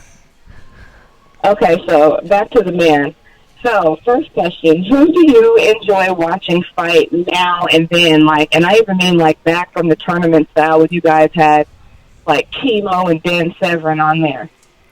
Who were you asking? Who do I enjoy watching fight? Back then? Yeah, now? Between then and now. Oh. Do you have a favorite fighter? Well, I mean, it would really matter if you're asking me old fighters or nowadays. Which one? I'm asking you both. Well, if you're going to ask me who I absolutely enjoy watching fight because of what he does and how he does it, it's Demetrius Johnson. Demetrius Johnson, okay. and this is what people don't get. Demetrius Johnson is so good. I mean, so good at everything, and it's his ability to transition, and it's exactly how his last fight ended, and now everyone's so excited about it. He does that with everything. It's the transition from a takedown into a submission that he rolls to, that he has pre-planned and set up and trained to do. That's part of what makes him so good. The second part is he doesn't take damage. Demetrius Johnson, you watch guys fight him, and he's fighting the very best guys at his weight class, and they're not touching him. They are not hitting him with hard shots. He is avoiding all the damage part of the game, and I watch somebody as technically good as him, and I'm just in awe. And never thought that I would see fighters at that level doing the things that he does in all realms, in the grappling section, in the striking section, defensively, everything that he does, he's so frickin' spot on. I just love watching him fight. Okay. So then the next question, I'm just really, really offended by all the accusations that's going on with John Jones and all the drug usage and all that type of stuff. What do you think about that? Man, I to be honest, I said for a long time, I thought the only person that could beat John Jones was John Jones. And it's just John's, and I love John Jones as a fighter, and I love him as a person. And so it kills me to see the problems that he's having. I mean, it absolutely, I wish I could do something to help him out and not have these problems. But everybody has, their own own way of doing things, own way of dealing with things. And sometimes people don't realize how hard it is when you're John Jones and you're this young guy with this much talent and you're that good, and you reach this pinnacle so early, and everybody's throwing things in your direction. And to be able to handle that, I'm telling you right now, I couldn't have handled it. I wouldn't have handled it well. And, it takes an absolute, very, select person to be able to handle that type of thing. Tim Tebow is a guy, he handles it well. He had a lot of that, and he handles it perfectly. But he's the one in the million guy that can do that, because guys think certain ways, and I don't blame John for the way he looks and thinks and what was given towards, push his way and why he went that way. I just hope John makes it through it. I hope John comes back. I hope John, as we all get older, we do get wiser, and we realize eventually what I've lost. And when I say that, it's time. It's the same as John Anik, time lost with his kids while he's away doing UFCs. You don't get that back. The one thing you learn as you get older, the one thing you can't buy back time. And John's going to learn that, hopefully through this, period of his life. Hopefully he doesn't get the 4 years. I don't know what he's going to get. I know he has a hearing in California coming in December. And I just hope that John gets his life straight, gets everything in order, and comes back and proves again that he is absolutely one of the greatest mixed martial artists that has ever stepped into any cage or ring.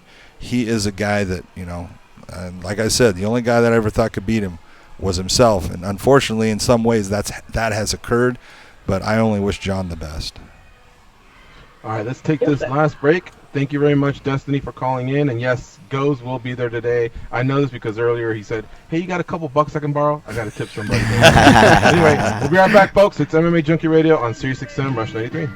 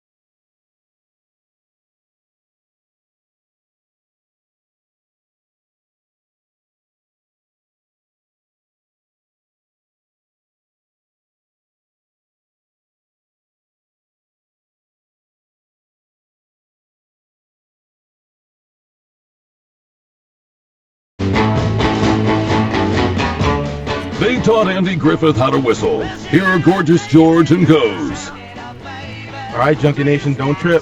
John McCarthy and the rest of the gang has decided we are going to stay a few minutes of OT. So let's just get back right into the phone calls.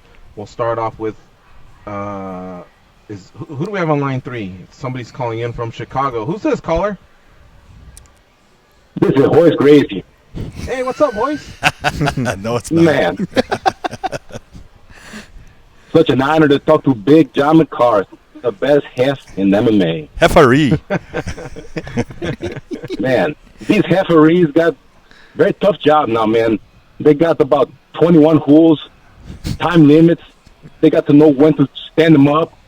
These guys fight like pussies. I mean, come on. You got 2 guys quitting. I can't continue. Mark Godbeer, Alexei Olynyk. Man, if any Gracie ever quit a fight, my father would torture hack you. May he rest in peace. Well, Hoyce, I don't mean to disrespect you, but didn't you kind of quit in your fight with Harold Howard? And wasn't a towel thrown in the Sakuraba fight as well? I mean, technically, all due respect. Nobody threw a towel, man. That was the Lions' den. That was bullshit, man. Hey, I want to get your thoughts. I want to get your thoughts because Gorgeous George, he posts on Facebook asking for solutions to the mass shootings. So I want to know what Big John thinks. Now, personally, I say, man, jiu-jitsu the best. But when you're really in trouble, I like to hack out with my Glock out. I'll take it up here, guys. Take care. All right, and with that, let me do a quick exit here for the SiriusXM audience. You'll get more combat sports and entertainment. The rest of you head on over to the Facebook page for MMA Junkie for OT. Las Vegas, Viva Las Vegas, Viva Las Vegas with your neon flashing and your one-arm bandits crashing, all those horns down the drain. Viva Las Vegas, turning day into night, turning night into daytime. All right, John, on a serious note, we went through a lot here on October 1st. Yeah. And us working at Mandalay Bay, we decided to limit ourselves a little bit on the discussion. But a month's gone by, and now we've had another shooting. And you do come from a police background. I know you've shared with us your thoughts in the past. Has anything changed in regards to your feeling on how what we can do to combat this? And please feel free to talk. I think we're beyond the sensitive time, from what happened in October. Can I say something real quick? Yeah. The following program is intended for mature audiences. Here's the truth of things, and you're going to get all kinds of different things. You're going to get things about gun laws and taking away of guns, and that's going to be the answer. It's not going to be the answer. And I wish it was, but it's not. To sit here and say that we're going to take away all the guns and there's going to be no problems. Well, you're never going to take away all the guns. That's not going to happen. Where we really have gone wrong as a society is we have become more open towards, different elements. We used to have, mental health hospitals.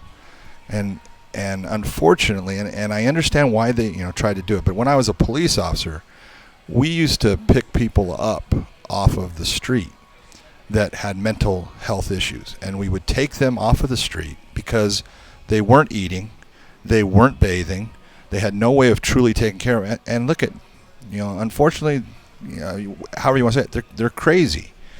So no one wants to deal with them. So we would take them, pick them up off the street, take them to a mental health institution. That person would get bathed, fed, medicated, and have a doctor look at them. And as long as the doctor could say this person has some serious mental health issues, we need to keep them, they would keep them. And then lawyers and ACLUs came in saying, well, that's not right. You're taking away someone's freedom from being able to live their life the way they want. Well, no one wants to live their life, sleeping on a sidewalk, not eating, okay? But this is what occurred is we then had to stop doing that.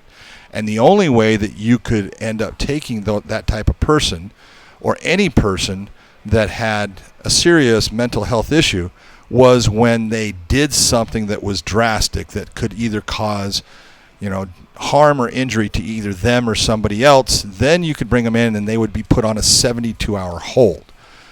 everything that's occurring, this whole thing that happened in Texas, this individual has, guns and supposedly legally got them, but he should never have been given a gun. He does not meet, he was dishonorably discharged from the military. That precludes you from being able to purchase a firearm legally. Now, I don't know what happened in the paperwork. I don't know what happened in the exchange of what happened, but this is a person that should never have had firearms. All right, and so the dealing of who gets a firearm, I do think that we do need to start to limit the ability for people to get firearms. Now, that doesn't mean take them away, because look at a legal owner, a person that doesn't have mental illness, is the reason that stopped. It's the reason more people didn't get injured or killed in that situation, because someone who legally has that right and trained actually did something with that weapon. So there's good and bad.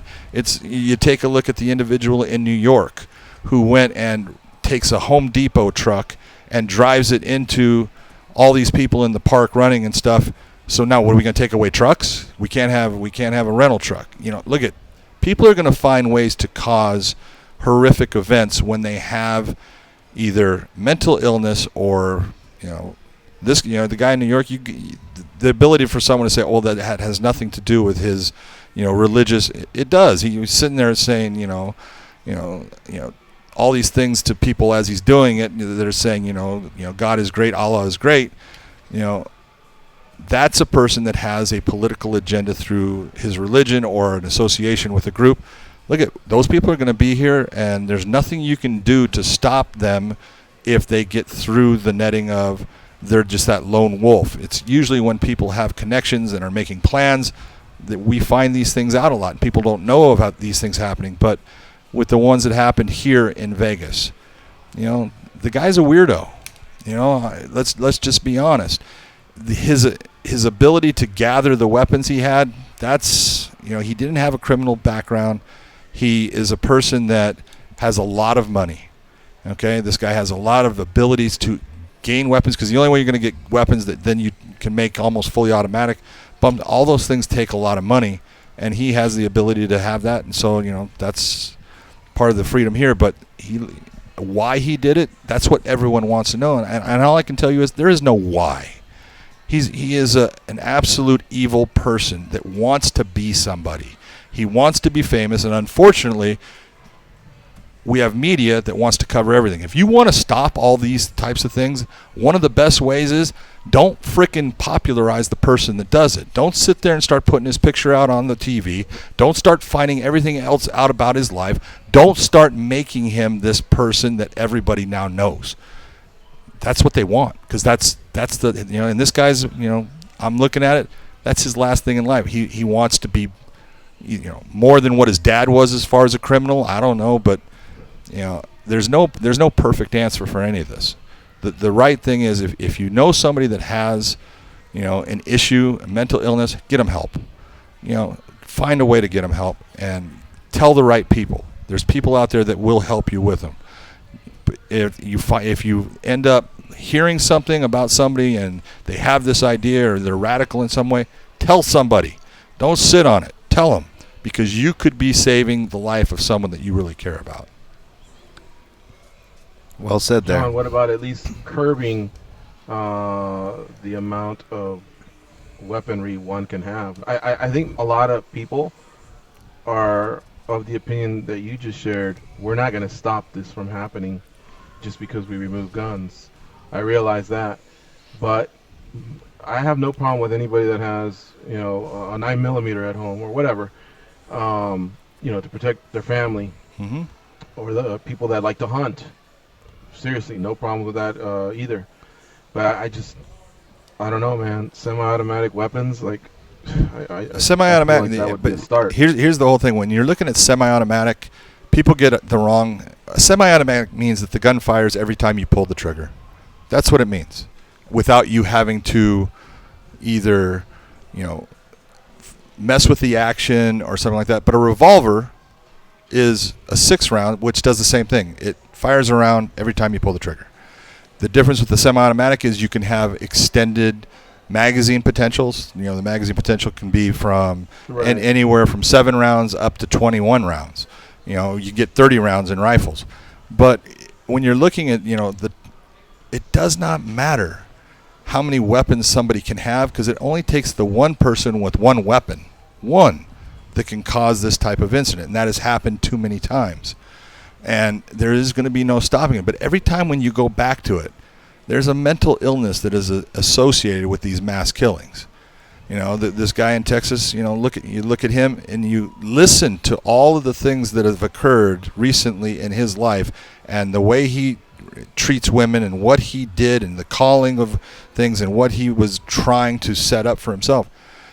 This guy threatened, his wife's, mother, and did not like his mother-in-law, and makes these threats. And these are the things that need to start to be put out so that the police can go and investigate and can get a court order if the guy does have weapons that are registered to him, that they can take those weapons and make it so this person doesn't have the ability to do the things that they ended up doing. What about the countries that have, we have listeners in Austria and New Zealand that chimed in on a thread. Mm-hmm.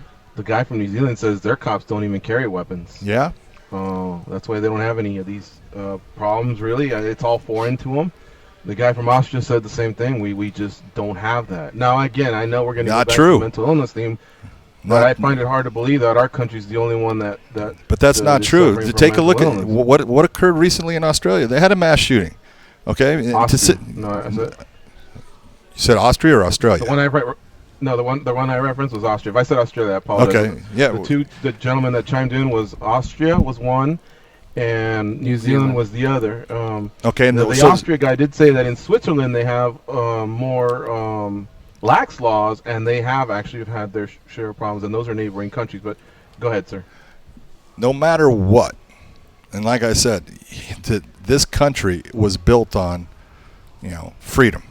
And our founding fathers gave us the Second Amendment based upon not the ability to protect yourself from each other. It was to protect yourself from the government. Okay? That's what the Second Amendment was put there for. So the government, like England at the time, could not be oppressive, and they had all of the ability to come in, march in, and just take you over with you having no ability to do anything about it. That's what it was put there for. Are we living in the same world? No, we're not living in the same world. But I can look at Austria and I can say that, Germany marched into Austria and took it over without there being a shot fired. Okay? Now you can sit there and say that that's good. There wasn't a shot fired. Or you could say your country was taken over because you had no ability to defend it. Each country is different in what they do. And we absolutely need to take steps, I believe, to start to try to curtail what's going on. But those things are going to be things that at times people are going to say, well, that's taking away people's rights. That's taking away their freedoms. Okay, there's no perfect in this world. But I can guarantee you will never get everyone's guns. And if you want to see a civil war again here in this country, try to take people's guns. See what happens. It's not going to be pretty. Goes and Dan, you have anything to say on this, or? Well, I was thinking about what you're saying, and I agree. It's not going to be pretty, but neither is the other side, right? So at some point, even though it may not be pretty, if it gets us to where we need to be, is it almost worth it? Is what I'm asking at this point. Well, we're looking at a loss of life when one way or another. The greatest war we ever had was the Civil War. How many people died in the Civil War? How many Americans died? A lot more than all the other wars combined. Okay, over 500,000. But do you think it would get to that point? So you're okay having 500,000 lives again because trust me. Because you have everybody lives in different areas, and we grow up in different areas. And try to take the guns out of Texas. Try. This happened in Texas. Now go try to take the guns out of there. But you're not going to see like a tank roll and go, I think I'm going to lose this battle. You got me? Garrett, I'm sure there's people that'll say, fuck that, I'm in. But aren't there going to be like a lot of people that just go, I ain't trying to come You'll have a ton of law-abiding citizens that will say, okay, I'm going to turn in my stuff. No. Not people that aren't on board, but also say, I also don't want to die. I don't like this, but here. I'm just not going to get shot by a tank, or I'm not going to get bombed on or anything like that. Are people going to kind of... I'm telling you this. I learned long ago, there's worse things in this world than dying. Okay, now, I know that sounds weird to people. I've said it too many times in the past. We're not going to get rid of the Kardashians. Hold on. There's a lot of people out there that believe the same thing as I don't care. I'm not worried about dying. If I die, I had a great life. Okay? Realize I died happy. Now, I do know when I say there's worse things than dying. Not doing the right thing when you should. That's worse to me than dying. Okay? Not taking care of someone when you're trying to save yourself instead of trying to help them. That's worse than dying. Because you're not doing the things that, God damn it, that's what you're supposed to do. So, I'm not the only person that thinks that way, all right? And when you sit there and say, there's a lot of... I am telling you, there's so many people out there. This country is divided right now, unfortunately. Yep. Okay? It's divided by this incredible shift of there's all these people to the way left that are whacked. And there's all these people to the way right that are whacked. Okay? But there's a great center of people that believe in both, sides as far as issues that the right believe. They believe in some of those, but they don't believe in others. And I'm to that guy. I'm to the middle too. But the one thing I know is I am tired of government telling me what I can do and what I can't do. The better served you are by government is when government is smaller, not bigger. The bigger the government becomes, the more problems we have, because government is not the goddamn... They're not the people to solve problems. They tend to create problems. All right? So having this now, now we're going to have the government do this. It's not going to work for you. I'm just telling you. My biggest problem with all this, guys, was I saw this thread, and I probably wrote 3 or 4 different answers and didn't hit send until I realized I'm not even close to having the answer. Because I'm not even sure there is really one. There is no perfect answer. But I can tell you, when we're looking at small answers, having people that are responsible to not sell weapons to people that are not eligible to buy them. That's the first thing. Making things more strict, more restrictive. That's okay. Make it more restrictive. Make it to where if you have a misdemeanor crime, you can't possess. Good.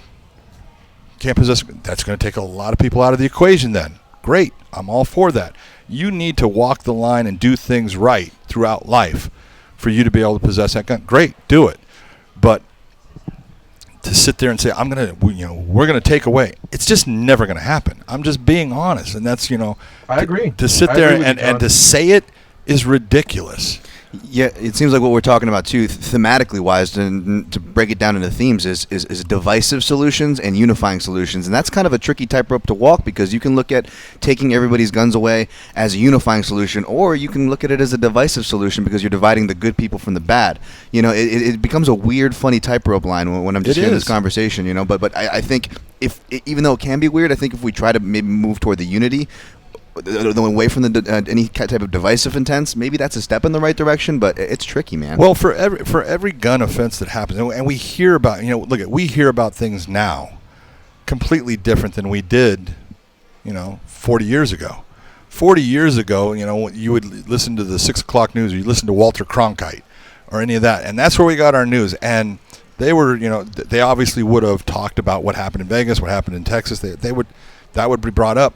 But we don't hear about all the little things occurring that we hear about now. Mm-hmm. We hear about this stuff now, and it's a matter of we need to be smart in how we look at things and deal with things.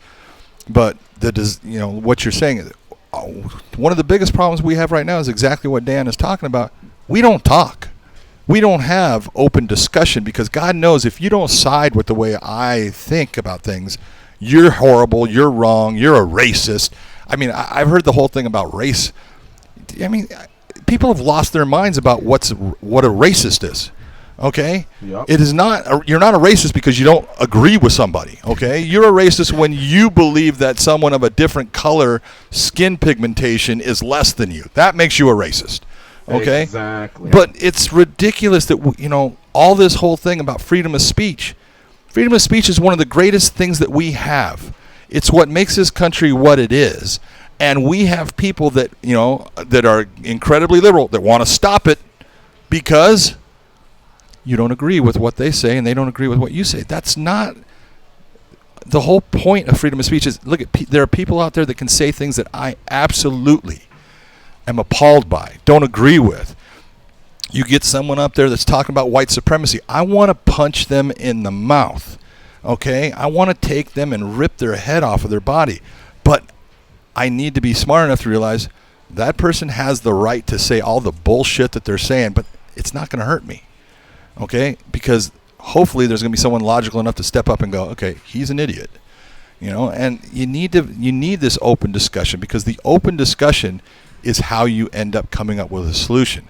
The people on the far left need to get with the people in the far right, the NRA or whatever you want to talk about, and say, well, let's talk about what is reasonable here. Because when the NRA starts saying that, people should be able to have bump stocks. Bullshit. I'm the first person to tell you right now, no, they shouldn't. Okay? I believe in having guns. I've had a ton of guns. I have been shot at. I have shot at people. Okay? Bump stocks, you don't need them. What's the purpose? It does tend to take a weapon that's semi-automatic and make it more of a full automatic. Shouldn't be allowed. Okay? That's being reasonable. But the NRA is going to fight it. And why are they going to fight it? Because then they're going to say that the people on the left want to take away all semi-automatics, and that's taking away. Look, you need to be able to talk. You need to be able to come together, and that's the only way these things are going to be solved. It's like a vegan and a hunter. I want to applaud Junkie Nation, because yesterday when I put up the thread, we did have, I'd say, 95% great discourse, great conversation. A couple smart-ass comments back and forth. But even, John, when you said a second ago, someone with a misdemeanor or anything, I think that's the important thing, is that there has to be concession from the right, and there has to be concession from the left. Absolutely. We have to come closer to the middle. And so yesterday I was just asking for solutions. The 5% that I didn't like were the ones that just said, you ain't taking my guns. Because you know what? That's not a solution. At that point, you're making your statement, and I've already known what the statement is from someone like that. And that's fine if that's what you believe in. Doesn't make you a bad person. And that wasn't the whole point. The point was, how can two sides come together so that we don't have to wake up and hear about that? And, maybe some people aren't close to San Antonio or New York or Vegas, and they haven't felt it. But I'm telling you, the one that happened in October, we felt that. Absolutely. And it really, really, changed. And I figured, hey, if maybe an argument or two came out of this thread, so be it. I'll run the risk. But I just love hearing at least solutions. People talking about what we can do, what we can't do, whatever. And I think people need to open their minds to that, to seeing the other side through their lens. And it doesn't mean you have to run over to the other side. It just means that maybe you understand what they're thinking, or whatever. And hopefully at maybe 50 years from now, when we're all gone, the future generation will have learned from our efforts. Sounds right to me. Okay, I know we got to get out of here, but I just want to ask you two quick ones, and then we're done. Johnny Hendricks, when he reached for Paulo Costa, it didn't matter, right, John? Because a lot of people feel like, but he was, he grabbed the single. You made your decision based more off of damage was done. He's just out, and he's not competitive. I think it's important that people understand that. Yeah, look at and I talked to Dan and Goes about that here earlier. Johnny in that fight, Johnny took some huge shots. When you're looking at it, and this is Johnny looked like a lightweight fighting a light heavyweight. Yeah. That's the way the size difference looked, and Costa is hunting him down and giving no respect to what Johnny was doing. When Costa was getting hit by Johnny, he was laughing at him. He was saying, "Come on," but the kicks and the punches that Johnny was taking, they were adding up, and they were huge. And look at the kicks. He was not breathing at times because of some of those kicks, and he was doing everything he could to keep himself in that fight. There comes a point, and this is, people are looking, when does a referee stop the fight? Well, part of regulation of most state athletic commissions is when the fight is no longer competitive, we want the referee to stop the fight. The fight had gotten to that point. I didn't want to see Johnny get damaged anymore.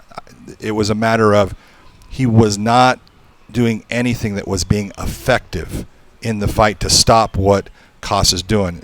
And Costa ended up hitting him in that last little exchange. He hits him with a right uppercut that twist Johnny's head, and Johnny goes down on his knees, and he's down on his knees, and it's when I'm stopping it that he reaches out for, Pablo's leg, and that's what made Pablo go down, because I'm pushing him, and he held the back of his ankle, and so. But the fight had been stopped by the time he would even reach, and the fight was stopped because Johnny Hendricks had received a ton of damage in that fight, a lot of punishment, and he was not being able to respond to any of it in a fashion that showed that he was going to be competitive in the fight, and that's why I stopped the fight. There you have it, folks. And lastly, Oreo from Alberta, Canada. Sorry you've been on hold. You were our last call. What's up, Oreo? Man, it's just CNN or MMA Junkie. Hey, you can blame Hoist Gracie. He started it all. Yeah. Hey, John, big fan. How you doing? I just have good. I just have two quick questions. So the first one is, I know you guys talked about. I know you guys were talking about Rose and Joanna earlier. I had a bet on for Rose by submission. Okay. For I think it was like $250. And when I saw Joanna tap, I thought that'd be a submission, but no. Did you call it as a TKO? Okay, first off, let's clear this up. If a fighter taps due to strikes, that is not a submission.